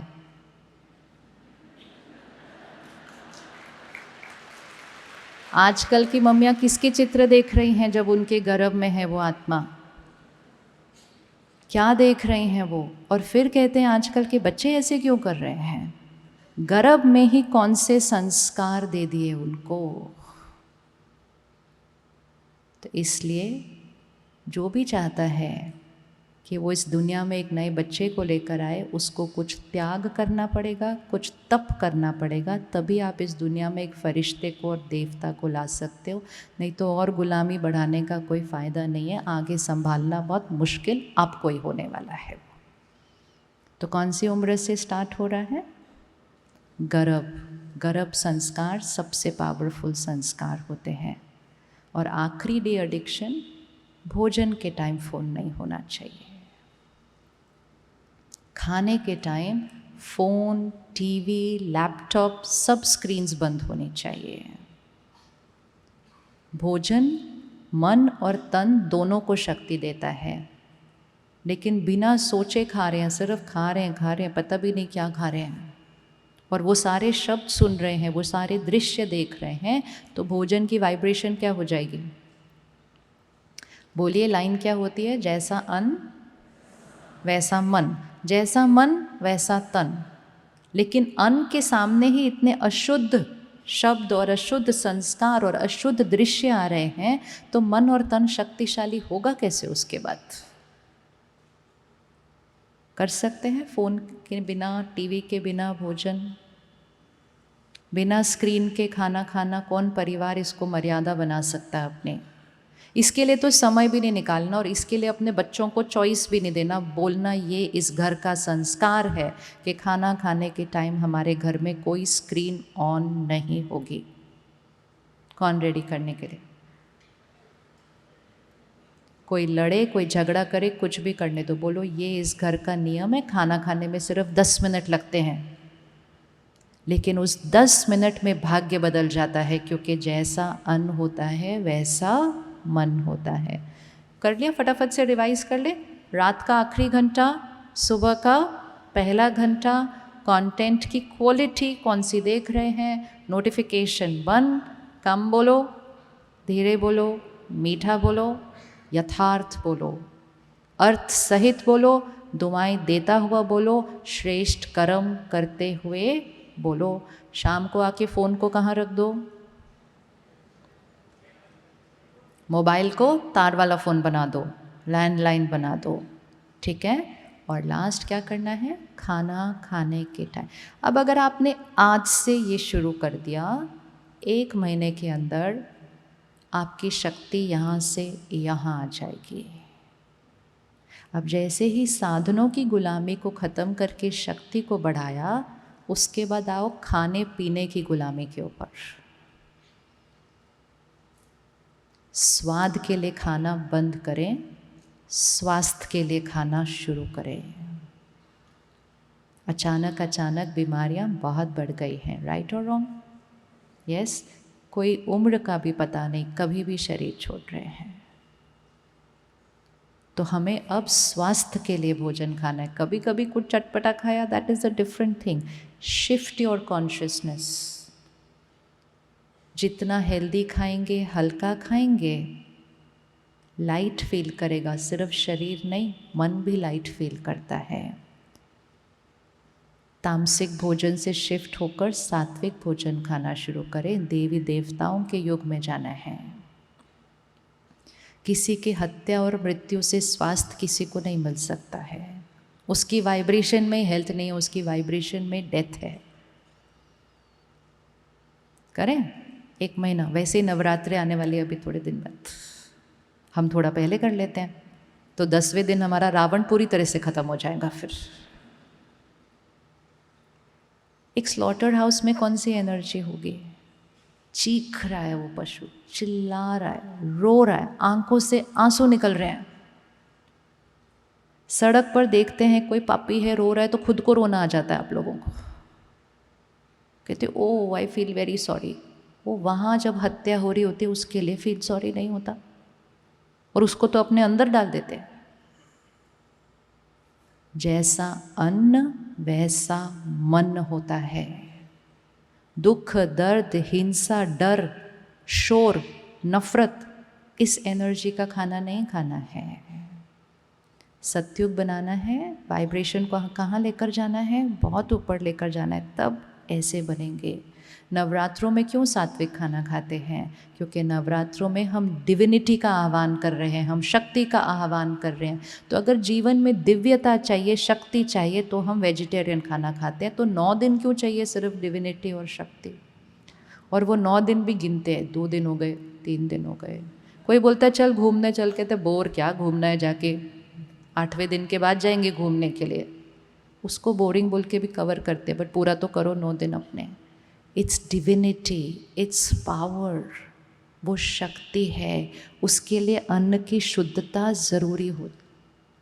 लेकिन अन्न की शुद्धता 9 दिन क्यों? कौन रेडी है एक्सपेरिमेंट करने के लिए? छोड़ना नहीं, आज सिर्फ एक्सपेरिमेंट करना है। एक्सपेरिमेंट करना है कि वो आपके मन को लाइट और आपकी बॉडी को लाइट फील कराने वाला है। किसी और की मृत्यु स्वास्थ्य नहीं दे सकती है। Death can not give health to anybody. Protein दे सकती है, हेल्थ नहीं दे सकती है। 3 महीने के लिए एक्सपेरिमेंट करना है। कौन रेडी करने के लिए? छोड़ना नहीं है, छोड़ने का डिसीजन 3 महीने के बाद। 3 महीने का एक्सपेरिमेंट करने के लिए कौन रेडी है? हाथ उठाओ जरा एक बार, प्यार से उठा लो, उठा लो। आपके हाथ को देखकर दूसरा भी हाथ उठा लेगा। अब जिसने हाथ उठाया है उनके लिए बाकी सब लोग दुआएं और ताली देंगे कि आपका संकल्प ज़रूर पूरा होगा। हम सबकी दुआएं हैं कि आपका संकल्प ज़रूर पूरा होगा। तो पहले हुआ साधन की गुलामी, दूसरा हुआ अन्न की, खाने पीने की। कोई भी चीज़ की गुलामी को ख़त्म करना है ना, तो जो चीज़ आपको अच्छी लगती है उसको थोड़े दिन के लिए छोड़ दो। इसीलिए भारत की संस्कृति में व्रत का इतना महत्व है, क्योंकि व्रत रखने से वृत्ति बदल जाती है। हियर अब जैसे ही साधन की गुलामी से ऊपर उठे, अन्न की गुलामी से ऊपर उठे, तो अब मन की स्थिति में आज़ादी लाना बहुत आसान हो जाएगा।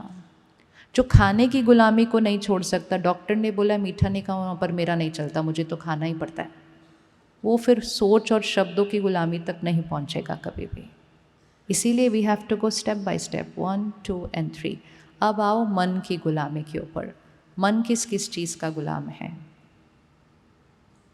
क्या लगता है मन किस किस चीज़ का गुलाम है? कौन सी बातों में गुलाम है? 2 हाथ आगे करना है इस तरह से, 1 मिनट। राइट हैंड पे अपने मन को रखना और लेफ्ट हैंड पे अपनी जीवन में जो बातें आ रही हैं उसको रखना। अगर कोई बड़ी बात आजकल चल रही हो घर में या ऑफिस में, उसको रख देना। और अब चेक करना, क्या मेरा मन परिस्थिति से अफेक्ट होता है? क्या मेरा मन लोगों के व्यवहार से अफेक्ट होता है? क्या लोगों का एक शब्द मेरे मन पर बहुत ज़्यादा प्रभाव डालता है? और अगर डालता भी है तो कितनी देर तक वो प्रभाव रहता है? क्या लगता है, हाँ या ना? डलता है या नहीं डलता है? कोई बहुत अच्छा कहता है तो हम इधर पहुंच जाते हैं, कोई ऑपोजिट कहता है तो हम उधर पहुंच जाते हैं। उस समय हम किसके गुलाम? उस समय हम किसके गुलाम? हम उनके शब्दों के गुलाम। एक नई ड्रेस भी पहनते हैं तो वेट करते हैं कि कोई कहे कि अच्छी लग रही है, तब तक अच्छा फील नहीं हो रहा होता है। राइट और रॉन्ग? गुलाम। उस समय अपने आप को कहना, मैं इनकी महिमा का गुलाम। बार बार अपने आप को याद दिलाओ, मैं कितनी चीज़ों का गुलाम। और फिर अगर किसी ने स्पष्टता से कह दिया ये क्या पहना है, ये कोई चीज़ थी, कौन सा रंग है ये, तो फिर वो महंगी से महंगी ड्रेस अच्छी नहीं लगती और वो बोलने वाला व्यक्ति अच्छा नहीं लगता। होता है ऐसा या नहीं होता? उस समय मैं आत्मा उनके व्यवहार का गुलाम। अब फिर से हाथ रखें इस तरह से और अब चेक करें, क्योंकि ये गुलामी सत्य नहीं है, ये दुनिया ने बनाई और हम सब ने स्वीकार कर ली है। यहाँ बात है, यहाँ मैं हूँ, मैं आत्मा, मेरा मन। क्या बात का प्रभाव मन पर पड़ता है या मन का प्रभाव बात पर पड़ता है?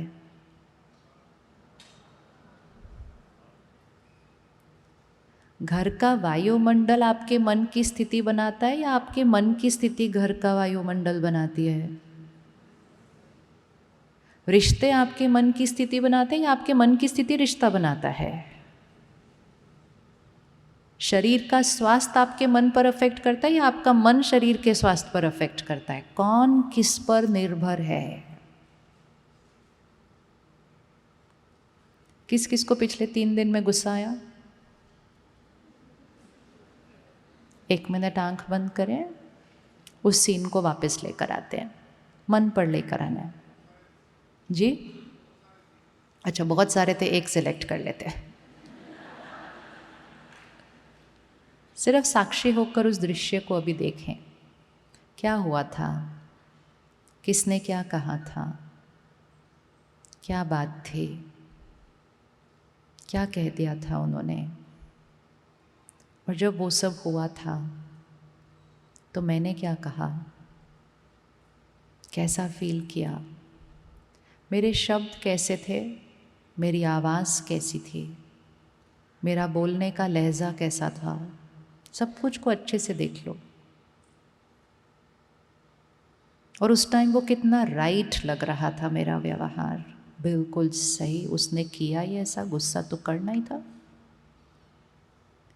अब साक्षी होकर देखो, अगर वही सीन कल फिर से आता है और वो बिल्कुल वैसे का वैसे ही करते हैं, क्या मेरे पास शक्ति है एक अलग तरह से रिस्पॉन्ड करने के लिए?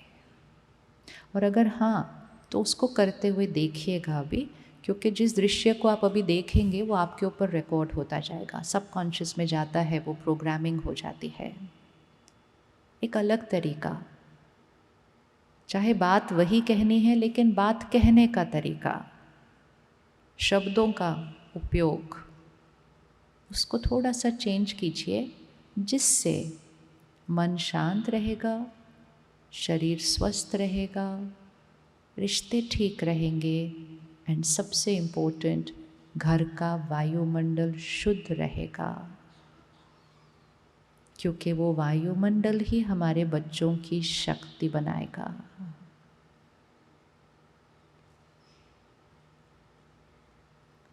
अब हाथ उठाइए, किस किस को लगता है एक अलग तरीका था? पॉसिबल है? पॉसिबल है? पॉसिबल है? अच्छे से हाथ उठा लो। अब भी मुड़ के देखो, देखो सबके हाथ उठ गए। Now see what happened then and what's going to happen now.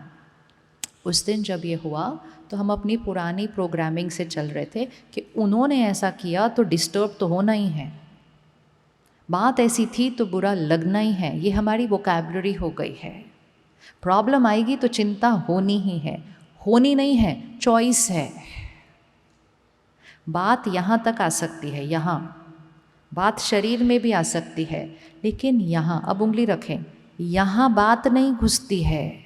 बात कहाँ, एक उंगली यहीं रखना, बात कहाँ तक आती है? बात कहाँ तक आती है? यहाँ तक आती है।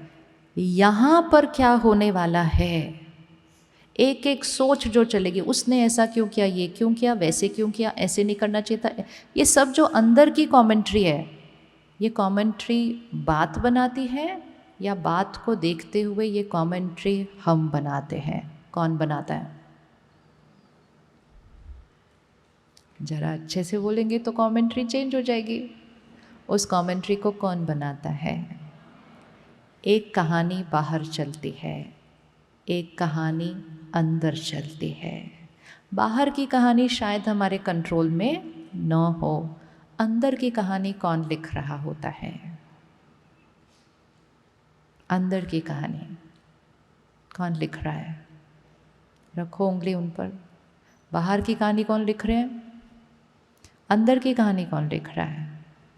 बाहर की कहानी मेरा भाग्य नहीं बनाती है, बाहर की कहानी मेरे मन की स्थिति नहीं बनाती है, बाहर की कहानी मेरे शरीर का स्वास्थ्य भी नहीं बनाती है, लेकिन अंदर की कहानी ये सब कुछ पर प्रभाव डालती है।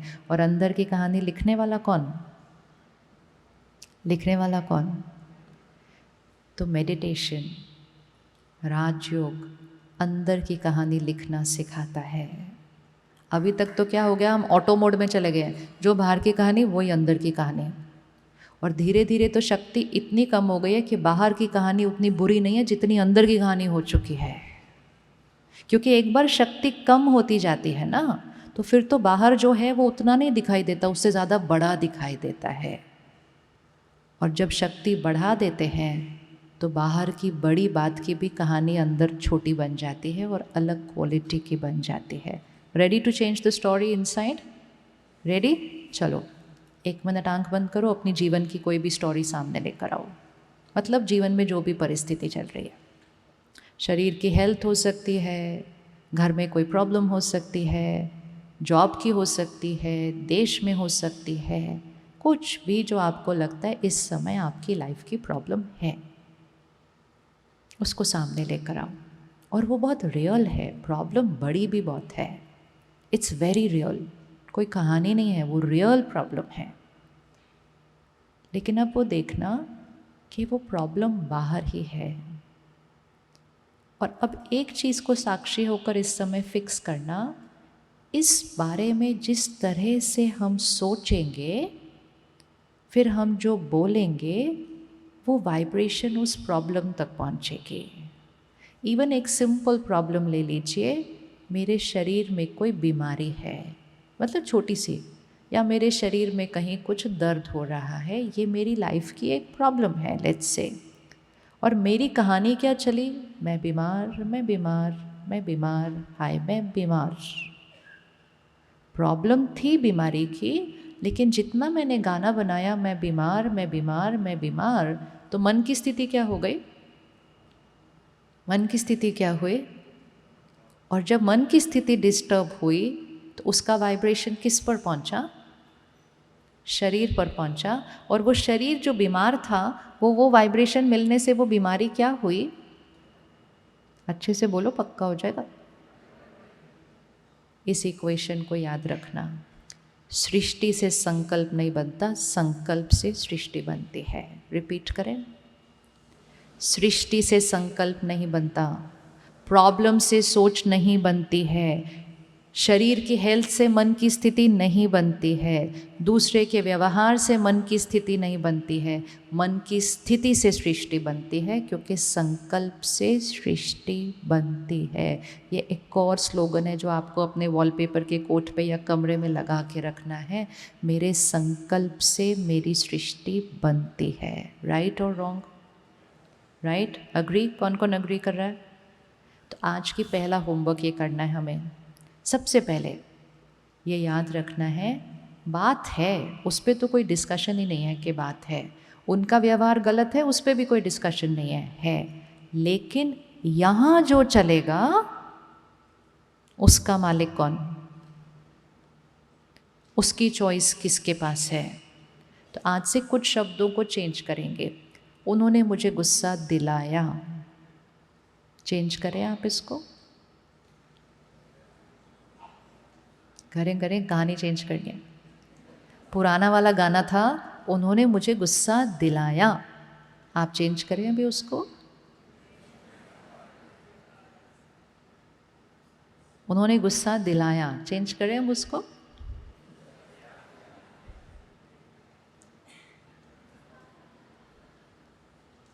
किसने किया गुस्सा? सिर्फ इक्वेशन को चेंज करना होता है। उन्होंने गलत किया, इसमें कोई डाउट नहीं है। उन्होंने बहुत गलत किया, उसमें भी डाउट नहीं है। उन्होंने चीखा चिल्लाया, उसमें भी डाउट नहीं है। लेकिन मैंने जो किया वो मेरी चॉइस थी, वो मेरी जिम्मेवारी थी, और मेरे पास चॉइस है कि मैं उसको एक अलग तरह से कर सकता हूँ। राइट और रॉन्ग? तो आज से वोकैबुलरी चेंज। उन्होंने गलत किया, गुस्सा मैंने किया, और क्योंकि मैंने किया मेरे पास चॉइस है। लेकिन मैं क्यों अपनी चॉइस को चेंज करूं? ताकि मेरे अंदर और फिर मेरे घर के अंदर शांति, शक्ति, खुशी और प्यार आ जाए, इसके लिए। मेरा शरीर हेल्दी हो जाए, इसके लिए। और जब मैं एक कर लूँगा तो मेरा घर बदल जाएगा और स्वर्ग बन जाएगा, इसके लिए। इसके लिए ताली आज नहीं बजानी है। कब बजानी है? रोज़ ताली बजाना अपने चीज़ चेंज लाने के बाद। जैसे क्या ना अपनी वाह वाही बहुत अच्छे से करना पड़ता है। कमाल है भाई, तुम्हारे अंदर तो बड़ी शक्ति आ गई, कहाँ से आ गई? क्योंकि शक्ति हम सबके पास है, हम उसको यूज़ नहीं करते हैं। याद है क्या सुना था? शक्ति थी लेकिन भूल गया था, तो उसको जागृत करनी पड़ी। अपनी शक्ति को जागृत करो। तुम कौन हो? तुम कौन हो?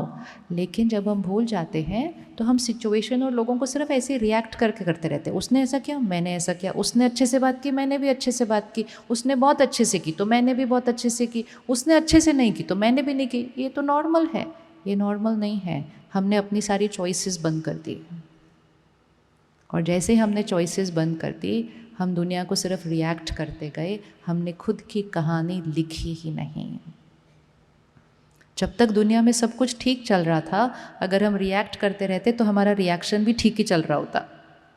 लेकिन जब दुनिया में इतनी अनसर्टेनिटी हो गई और हम उसको रिएक्ट करते जाएंगे तो हमारे जीवन में अनसर्टेनिटी आ जाएगी। तो कल कितनी बार गुस्सा करेंगे? कल तो संडे है। मैं आपको भारत की बात बताती हूँ, यहाँ का मुझे पता नहीं है। पहले जब हम लोगों को मिलते थे ना, कहते मंडे टू फ्राइडे बड़ा डिफ़िकल्ट होता है, सैटरडे संडे सब बढ़िया बढ़िया। फिर थोड़े समय के बाद कहते Monday to Friday, Saturday Sunday सब एक बराबर हो गया, अब सारा ही मुश्किल हो गया। अब बोलते हैं Monday to Friday is easier than Saturday Sunday. और जब ऐसा कोई बोल दे, इट्स अ वार्निंग सिग्नल। जब घर पे परिवार के साथ रहना मुश्किल लगने लग जाए तो वेक अप, नहीं तो आगे का भविष्य सुरक्षित नहीं है। तो संडे आसान करना है होमवर्क या मंडे करना है? कौन से दिन करना है? कौन से दिन करना है? तो शुरू तो कब करना है? कल करें शुरू। कल एक दिन। अरे आज तो आप ठीक ही रहेंगे यहाँ से जाके 10 बजे तक। आज का कुछ प्रॉब्लम नहीं है, आज तो ईजी है। वो क्या है, कल सुबह कैसे करना है शुरू, वो इम्पोर्टेंट है।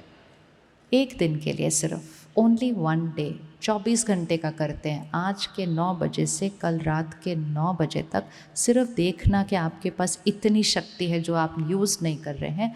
सिर्फ एक दिन के लिए आप हर एक के व्यवहार को देखते हुए रिस्पॉन्ड करना, रिएक्ट नहीं।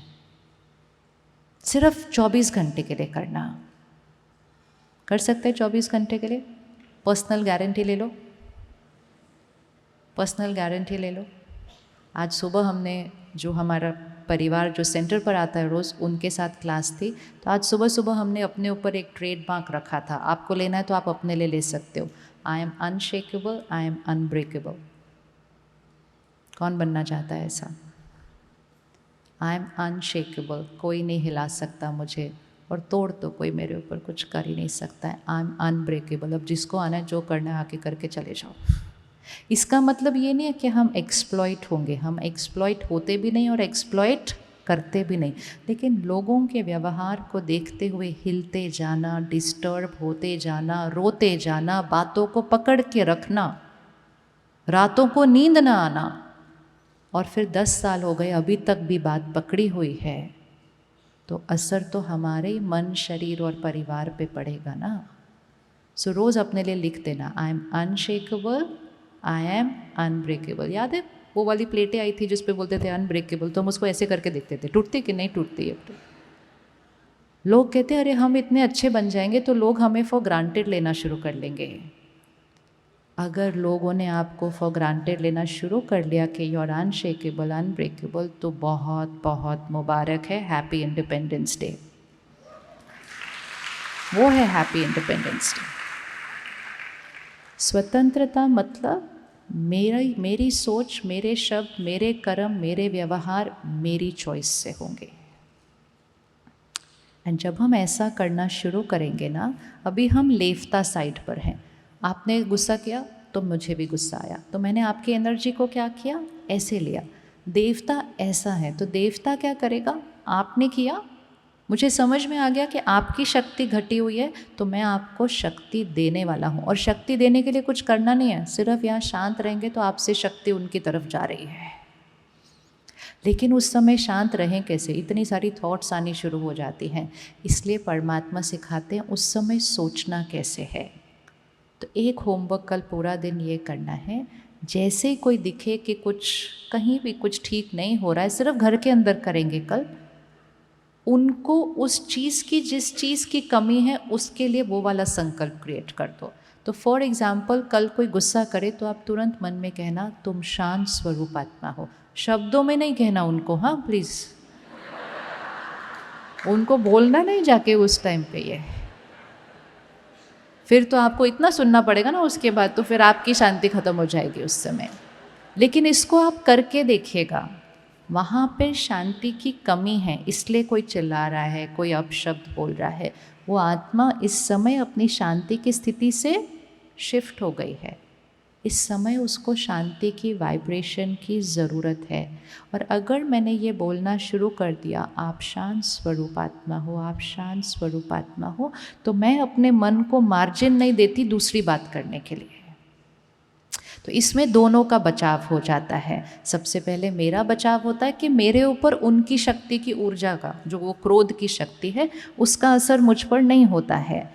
मेरा मन स्थिर और सही सोचना शुरू करता है और मेरी वाइब्रेशन का फिर धीरे धीरे उनके ऊपर असर पड़ना शुरू हो जाता है। वो हमें क्यों बदलें, क्यों ना हम उनको बदलें। होना चाहिए ऐसा या नहीं होना चाहिए? हर समय देखना कौन जीत रहा है कौन हार रहा है। अगर वो रिएक्ट कर रहे हैं और हम भी रिएक्ट कर गए तो वो जीत गए, और अगर वो रिएक्ट कर रहे और हम स्थिर हो गए तो हम जीत गए। किसको जिताना है? बचपन से सुना था ना, मन जीते, बोलो बोलो क्या, मन जीते जग जीते, और जो मन से हार गया, तो हमें वो मन जीते फिर से बनना है।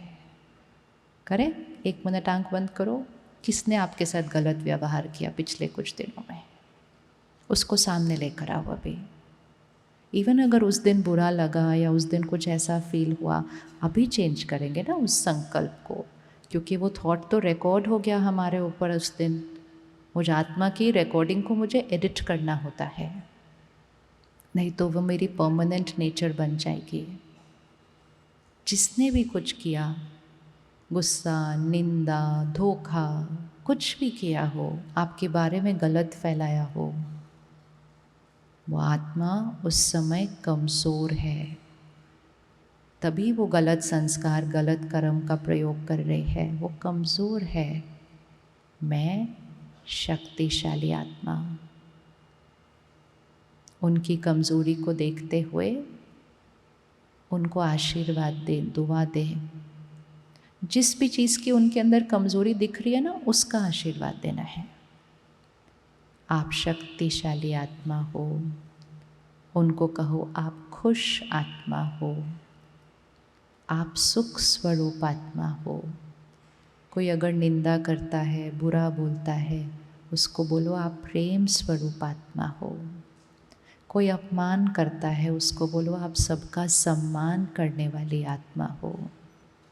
कोई बहुत डर रहा है, चिंता करता है, उसको बोलो आप निश्चिंत निडर आत्मा हो। देवता, देने वाले, शक्ति देने वाले, कमज़ोर को शक्तिहीन को शक्तिशाली बनाने वाले। सिर्फ अपने संकल्पों से हम दूसरे की सृष्टि भी बदल सकते हैं। अगर कोई पुरानी बात भी हो, चाहे कितने भी दिन पहले या कितने भी साल पहले किसी ने कुछ कहा था या किया था, उसको भी याद करके आज क्लीन करो रिकॉर्डिंग को। जस्ट क्लीन कर दो, क्योंकि मेरी कहानी मेरे साथ रहेगी। एक दिन वो हमारे साथ नहीं रहेंगे, क्योंकि हम आगे चले जाएंगे या वो आगे चले जाएंगे, लेकिन हमारी कहानी हम नहीं छोड़ पाएंगे। तो पुरानी भी बात होगी ना अगर, तो भी उस बात को एडिट करो, अपनी रिकॉर्डिंग को चेंज करें। छोटी छोटी बातें आत्मा पर दाग लगा रही हैं, और फिर दाग इतने बढ़ जाते हैं कि आत्मा की शुद्धता अनुभव ही नहीं होती। फिर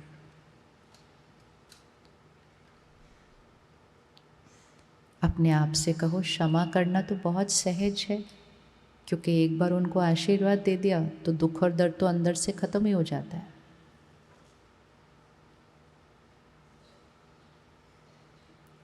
अगर आपके घर में कोई चिंता करता है तो रोज़ उसके लिए संकल्प करो आप शक्तिशाली आत्मा हो।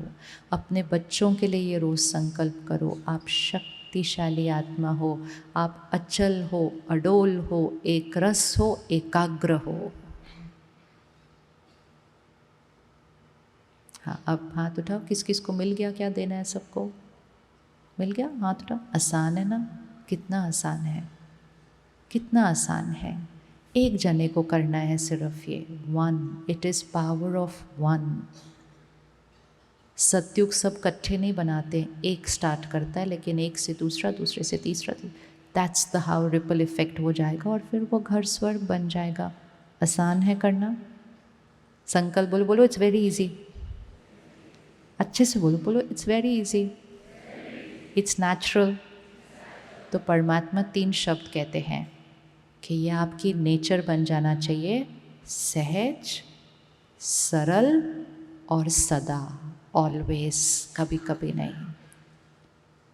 Easy, natural, always. रिपीट करेंगे, सहज, सरल और सदा। और जब एक जना घर पे ये कर लेगा तो आपको लगता है घर का वायुमंडल चेंज हो जाएगा? हो जाएगा चेंज। कौन बनेगा वो? साथ जो बैठे हैं या मैं? कौन? कई बार पता है क्या होता है, पूरा 2 घंटे का सेशन हो जाता है, सारा कुछ समझ में आ जाता है, एंड में आके मिलते हैं, कहते अगर ये समझ गई ना आज ये सारी बात तो हमारा घर स्वर्ग हो जाएगा। मैं कहा 2 घंटे के बाद ये बोलते हैं, क्योंकि हमारे अंदर इतनी डीप प्रोग्रामिंग होती है कि हमारे घर को नर्क बनाने वाला दूसरा जना है। एंड प्यारी बात तो ये है कि वो भी एग्जैक्टली वो ही सोच रहे होते हैं कि अगर ये बदल जाएं तो हमारा घर क्या हो जाएगा? स्वर्ग बदल। किसी के परिवर्तन का इंतज़ार नहीं करना है। कौन बनाने वाला है ये स्वर्ग? कौन बनाने वाला? आने वाला समय सृष्टि के लिए आसान नहीं है। जो अंतिम समय होता है ना एक युग का, वो आसान नहीं होता है। बहुत उथल पुथल, बहुत अनिश्चितता और बहुत कुछ आने वाले समय में होने वाला है। और उस समय का सामना करने के लिए हमें खुद को क्या करना है? खुद को क्या करना है? बहुत शक्तिशाली बनाना है। और फिर आपके पास इतनी शक्ति होगी कि आपके घर में कोई भी बात आएगी, आप अपने परिवार को ऐसा संभाल सकेंगे। पहले एक समय हुआ करता था जब कहते थे घर में एक कमाने वाला होना चाहिए। अगर वो एक कमाने वाले को कुछ हो जाता, कहते इनका घर कैसे चलेगा, अभी वो कमाने वाले को हो गया। अब तो सब में धन कमाते हैं घर के अंदर। लेकिन अब हर घर में एक शक्ति कमाने वाला होना चाहिए, नहीं तो घर नहीं चलेगा ठीक से, नहीं चलेगा। क्योंकि कभी भी अचानक किसी के भी कर्मों के हिसाब किताब से बातें सामने आके खड़ी हो जाती है, आजकल हो जाती है ना, अचानक अचानक, अभी ठीक है अभी सब कुछ। एक जना चाहिए उस घर में जो उस समय सही सोचेगा, शक्तिशाली सोचेगा और पूरे परिवार को ऐसे पकड़ के रखेगा और जो हिल रहा है उसको भी अचल बना देगा। और ये छोटी छोटी चीज़ों करने से आपके पास वो शक्ति आनी शुरू हो जाएगी, क्योंकि आप जैसे ही देवता साइड पे शिफ्ट हुए आपकी शक्ति बढ़नी शुरू हो जाएगी। जब तक हम ऐसे हैं हम सारी दुनिया की एनर्जी अपने अंदर कंज्यूम करते जा रहे हैं। इसके व्यवहार को देखा तो 5 संकल्प किए, उसके व्यवहार को देखा तो 2 किए, इसको देखा 3 किए, सबकी एनर्जी अंदर। अपने आभा मंडल को ज़रा सुरक्षित रखें। देवी देवताओं का आभा मंडल कौन से रंग का होता है? धर्म स्थापकों का आभा मंडल कौन से रंग का होता है? देखा ना सर्कल पीछे, कौन से कलर का होता है? वाइट। वाइट मतलब साफ, स्वच्छ, बेदाग। अगर आप ऐसे एक सफ़ेद ड्रेस कल पूरा दिन पहने, क्या आप रात तक उसको बेदाग रख सकते हैं?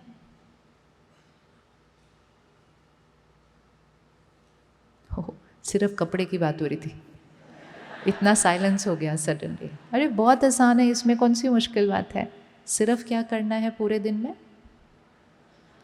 पूरे दिन में क्या करना है? सिर्फ ऐसे बैठ नहीं जाना कि आज मैंने वाइट कपड़े पहने हैं। जिन लोगों को शांत रहना होता, कहते हैं मैं सब छोड़ छाड़ के हम शांत रहेंगे, हम मेडिटेशन करेंगे सिर्फ सब छोड़ के। राजयोग सिखाता है कुछ छोड़ना नहीं है, जो पहले कर रहे थे उससे ज़्यादा करना है। लेकिन सब कुछ करते हुए सिर्फ एक शब्द याद रखना है, ध्यान रखना है। इसीलिए मेडिटेशन को ध्यान करना कहा जाता है। तो ध्यान मतलब सफ़ेद कपड़े पहनो, सारा दिन काम करो, लेकिन एक नज़र रखो कि कोई दाग लगना नहीं चाहिए।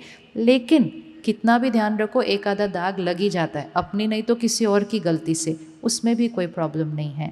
लेकिन जब इंटेंशन रखा होता है कि साफ़ रखना है, तो जैसे ही दाग लगता है हम 10 सेकंड रुक कर उस दाग को पहले साफ़ कर देते हैं, फिर काम पर चलते हैं। करेंगे ऐसे या नहीं करते हैं? कौन कौन अपनी ड्रेस पे दाग साफ़ करेगा अगर दाग लग गया तो? अगर ड्रेस को साफ़ रख सकते हैं तो मन को साफ़ रखना। तो राजयोग में हम रोज़ ये सीखते हैं, चलते थे ध्यान काफ़ी रखते हैं, फिर भी पुराने संस्कार, फिर दाग लगता है। लेकिन जैसे ही दाग लगता है याद है कि ये दाग मैंने खुद लगाया था, साफ़ भी हमने खुद करना है। हम अपने काम से 10 सेकंड रुकते हैं, साइलेंस में बैठते हैं, अपनी सोच को चेंज करते हैं। जिसके लिए अभी गलत सोचा था, गलत मतलब ये ऐसे क्यों करते हैं, ये भी एक गलत सोच है, उसको कन्वर्ट करते हैं, एक ब्लेसिंग बनाते हैं, अपने दाग को साफ़ करते हैं और फिर से कर्म करना शुरू करते हैं। 10-10 सेकंड का मेडिटेशन, 5-5 सेकंड का मेडिटेशन, सारा दिन अगर उसको साफ़ रखेंगे तो शाम को जब घर आएंगे तो कैसे कलर का होगा? वो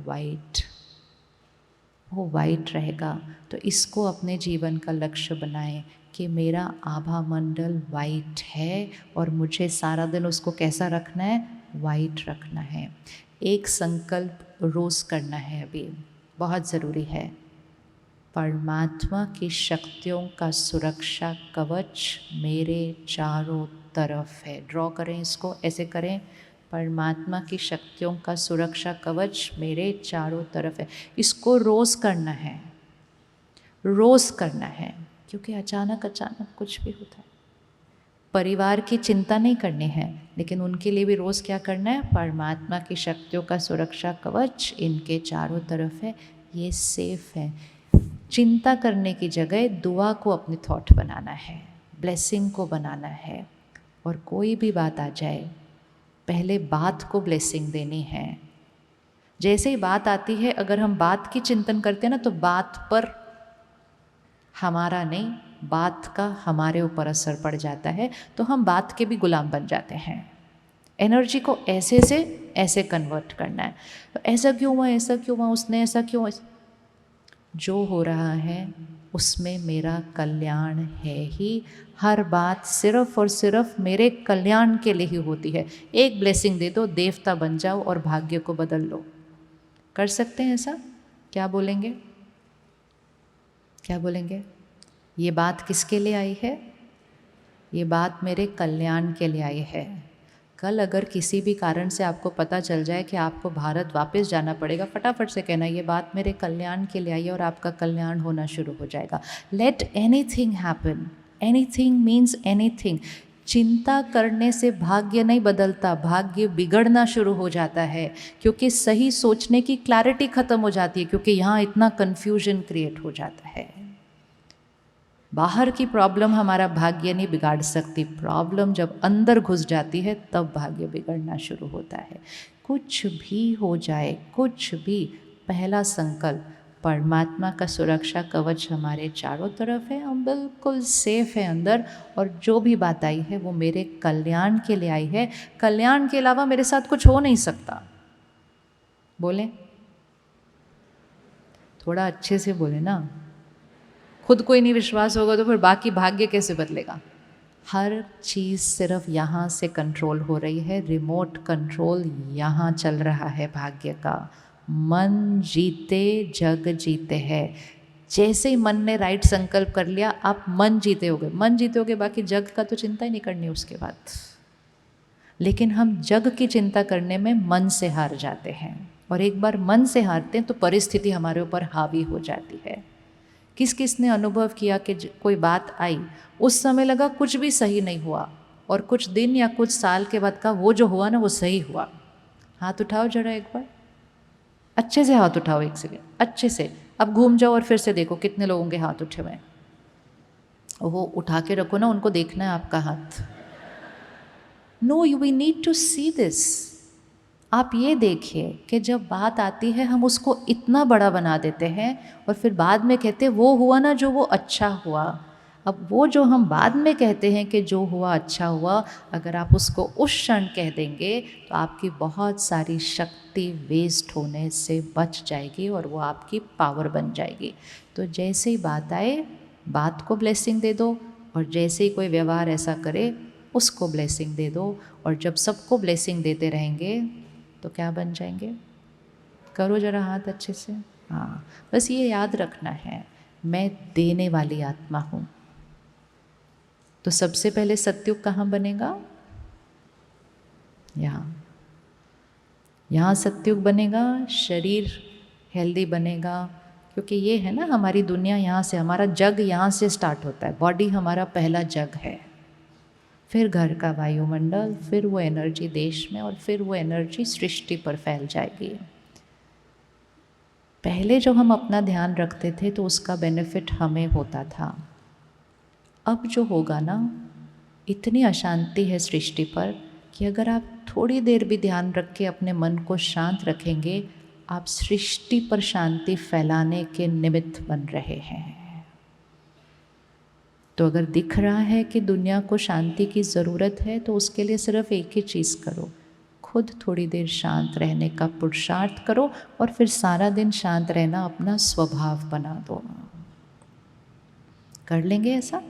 करना चाहिए, है ना? ये सिर्फ नहीं कहना दुनिया में क्या हो रहा है, दुनिया में क्या हो रहा है। दुनिया के लिए हम क्या कर रहे हैं, फिर बोलना वो करेंगे तब दुनिया ठीक होगी। किसी और के करने से दुनिया ठीक नहीं होगी, उसकी जिम्मेवारी किसको उठानी होती है? Each one. और हर रोज़ इसको कंपल्सरी बना ले अपने जीवन में कि meditation has to be a compulsory part of life. Meditation मतलब मन का ध्यान करना, मन को शक्तिशाली बनाना, और आत्मा के वो निज संस्कारों को फिर से इमर्ज करना, ये है मेडिटेशन। और ये कौन सी उम्र से करना चाहिए? कौन सी एज से करना चाहिए? गर्भ से। ये भी गर्भ से करना चाहिए। जो पेरेंट्स उस समय मेडिटेशन करते हैं, उनके बच्चों के लिए मेडिटेशन करना नेचुरल हो जाता है। तो इसलिए इसको अपनी लाइफ का एक कंपल्सरी हिस्सा बना लीजिए। ये मत कहिएगा मेरे पास करने के लिए टाइम नहीं है, क्योंकि जब आप ये करना शुरू करेंगे आपका बहुत सारा टाइम बचने वाला है सारा दिन के अंदर। आपकी थिंकिंग की क्लैरिटी बढ़ जाएगी, आपकी डिसीजन मेकिंग फास्ट होगी, क्योंकि यहाँ इतना शोर नहीं चलेगा। और धीरे धीरे आप ऐसी स्थिति पर पहुँचेंगे सिर्फ जो होने वाला है वही आपका संकल्प बनेगा। दूसरे ऐसे वैसे कोई संकल्प आपके पास आएंगे ही नहीं। कौन रेडी है ये पावर क्रिएट करने के लिए अपने अंदर? और परमात्मा के साथ रिश्ता जोड़ने का समय आ गया है। रिश्ता तो पहले से भी था, लेकिन थोड़ा डीपर कनेक्ट बनाना है, डीपर कनेक्ट बनाना है, जहाँ वो सिर्फ एक कनेक्ट नहीं है लेकिन उसकी पावर हमारी पावर बननी चाहिए। हम कहते हैं वो माता पिता है हमारा, वो शांति का सागर है, हम शांति मांग रहे हैं, कनेक्शन टूटा हुआ है। आप धनवान हो और आपका बच्चा सड़क पर पैसे मांग रहा हो तो मतलब रिश्ता कनेक्शन टूटा हुआ है। भले हैं माता पिता और बच्चे, लेकिन कनेक्शन टूटा हुआ है, इसलिए जो माता पिता का है वो बच्चे के पास नहीं पहुंच रहा है। तो मेडिटेशन में सबसे पहले हमारा रिश्ता खुद के साथ बनता है, फिर उस सर्वशक्तिवान परमात्मा के साथ कनेक्शन जुड़ता है, और जो उसकी शक्तियाँ हैं वो हमारे अंदर आ जाती है, हम अपने अंदर वो भरना शुरू करते हैं। चलिए सीधा होकर बैठें। आज याद है ना रात को घर जाके फ़ोन का क्या करना है, खाना खाने के टाइम क्या करना है। खाना खाने से पहले 10 सेकंड रुकें, स्क्रीन्स को ऑफ करें, भोजन को देखें और सबसे पहले उसमें ब्लेसिंग डालें।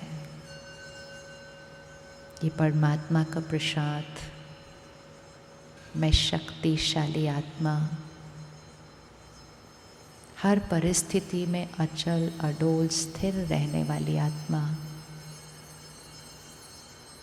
मैं अपने घर का शक्ति स्तंभ हूँ।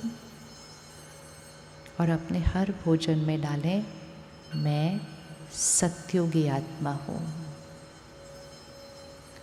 मैं देने वाली आत्मा हूँ, मेरा घर स्वर्ग है। भोजन बनाने के समय भी डालें और भोजन खाने से पहले भी ये कहें। और अगर इसको एक नियम बना लें कि परिवार में इकट्ठे भोजन करते हैं शाम को, तो इकट्ठे मिलकर इन शब्दों का उच्चारण करें। जैसा संकल्प होगा वैसी ही सृष्टि बनेगी। सीधा होकर बैठें और ध्यान को पुनः वहाँ लेकर आएं, भ्रिकुटी के बीच,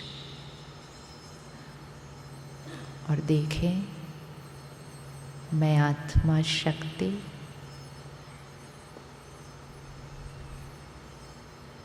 चमकता हुआ सितारा, देखते रहना है उसको।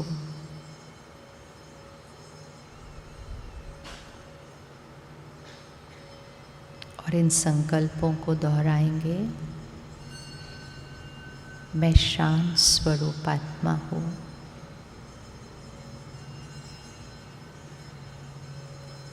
हर परिस्थिति में शांति मेरा संस्कार है।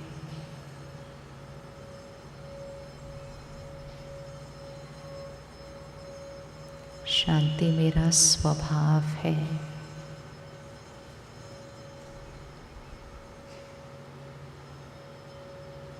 मैं प्रेम स्वरूप आत्मा हूँ, सबको प्यार और सम्मान देने वाली आत्मा।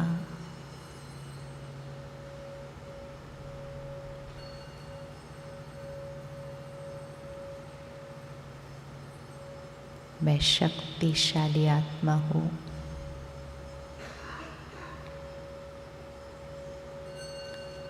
सर्वशक्तिवान परमात्मा की संतान। मैं आत्मा मास्टर सर्वशक्तिवान हूँ।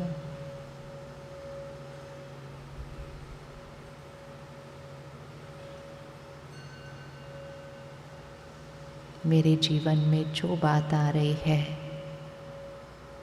वो मेरे कल्याण के लिए है।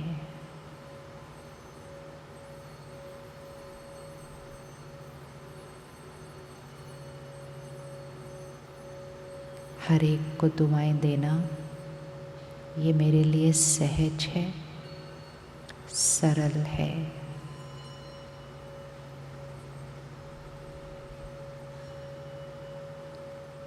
मैं सतयुगी आत्मा हूँ।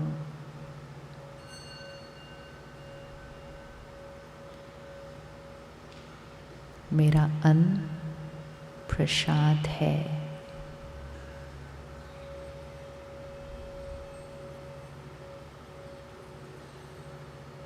मेरा अन्न मेरे मन को शांति और शक्ति देने वाला है।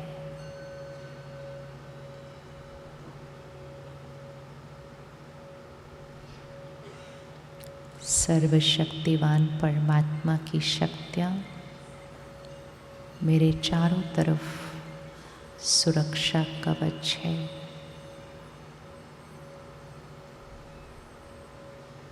ड्रॉ करें इसको मन में अपने चारों तरफ।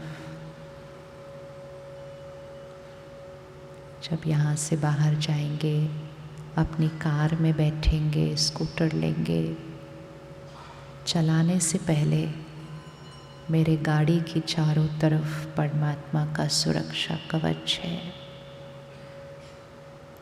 ट्रेन में बैठेंगे, फ्लाइट में बैठेंगे, चारों तरफ परमात्मा का सुरक्षा कवच है। हर कर्म को दुआ के साथ, भगवान की याद के साथ शुरू करें।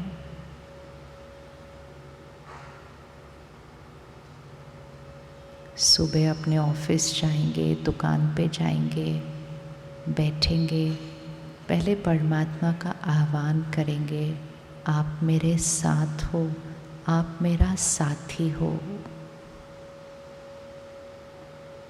परमात्मा मेरे साथ है, परमात्मा मेरा साथी है। उससे एक रिश्ता, हर बात उससे करना, हर बात उससे पूछना, वो जवाब देता है।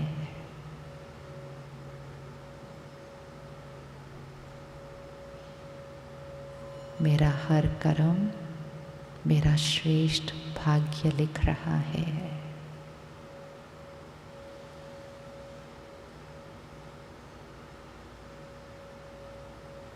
मैं सतयुगी आत्मा, मेरा घर स्वर्ग। इस सृष्टि को सतयुग बनाने के लिए मैं आत्मा इस साधना के लिए तैयार हूँ।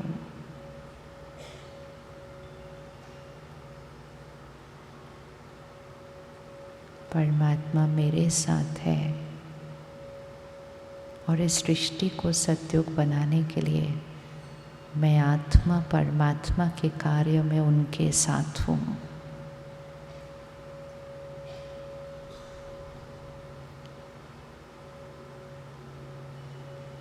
मेडिटेशन, ध्यान, साधना अब मेरे जीवन का एक नेचुरल हिस्सा है।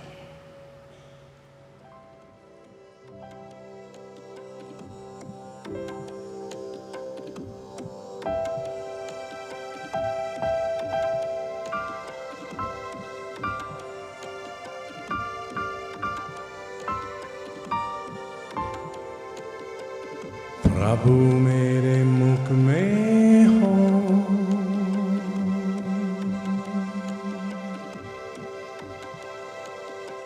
और मेरे बोलने में हो।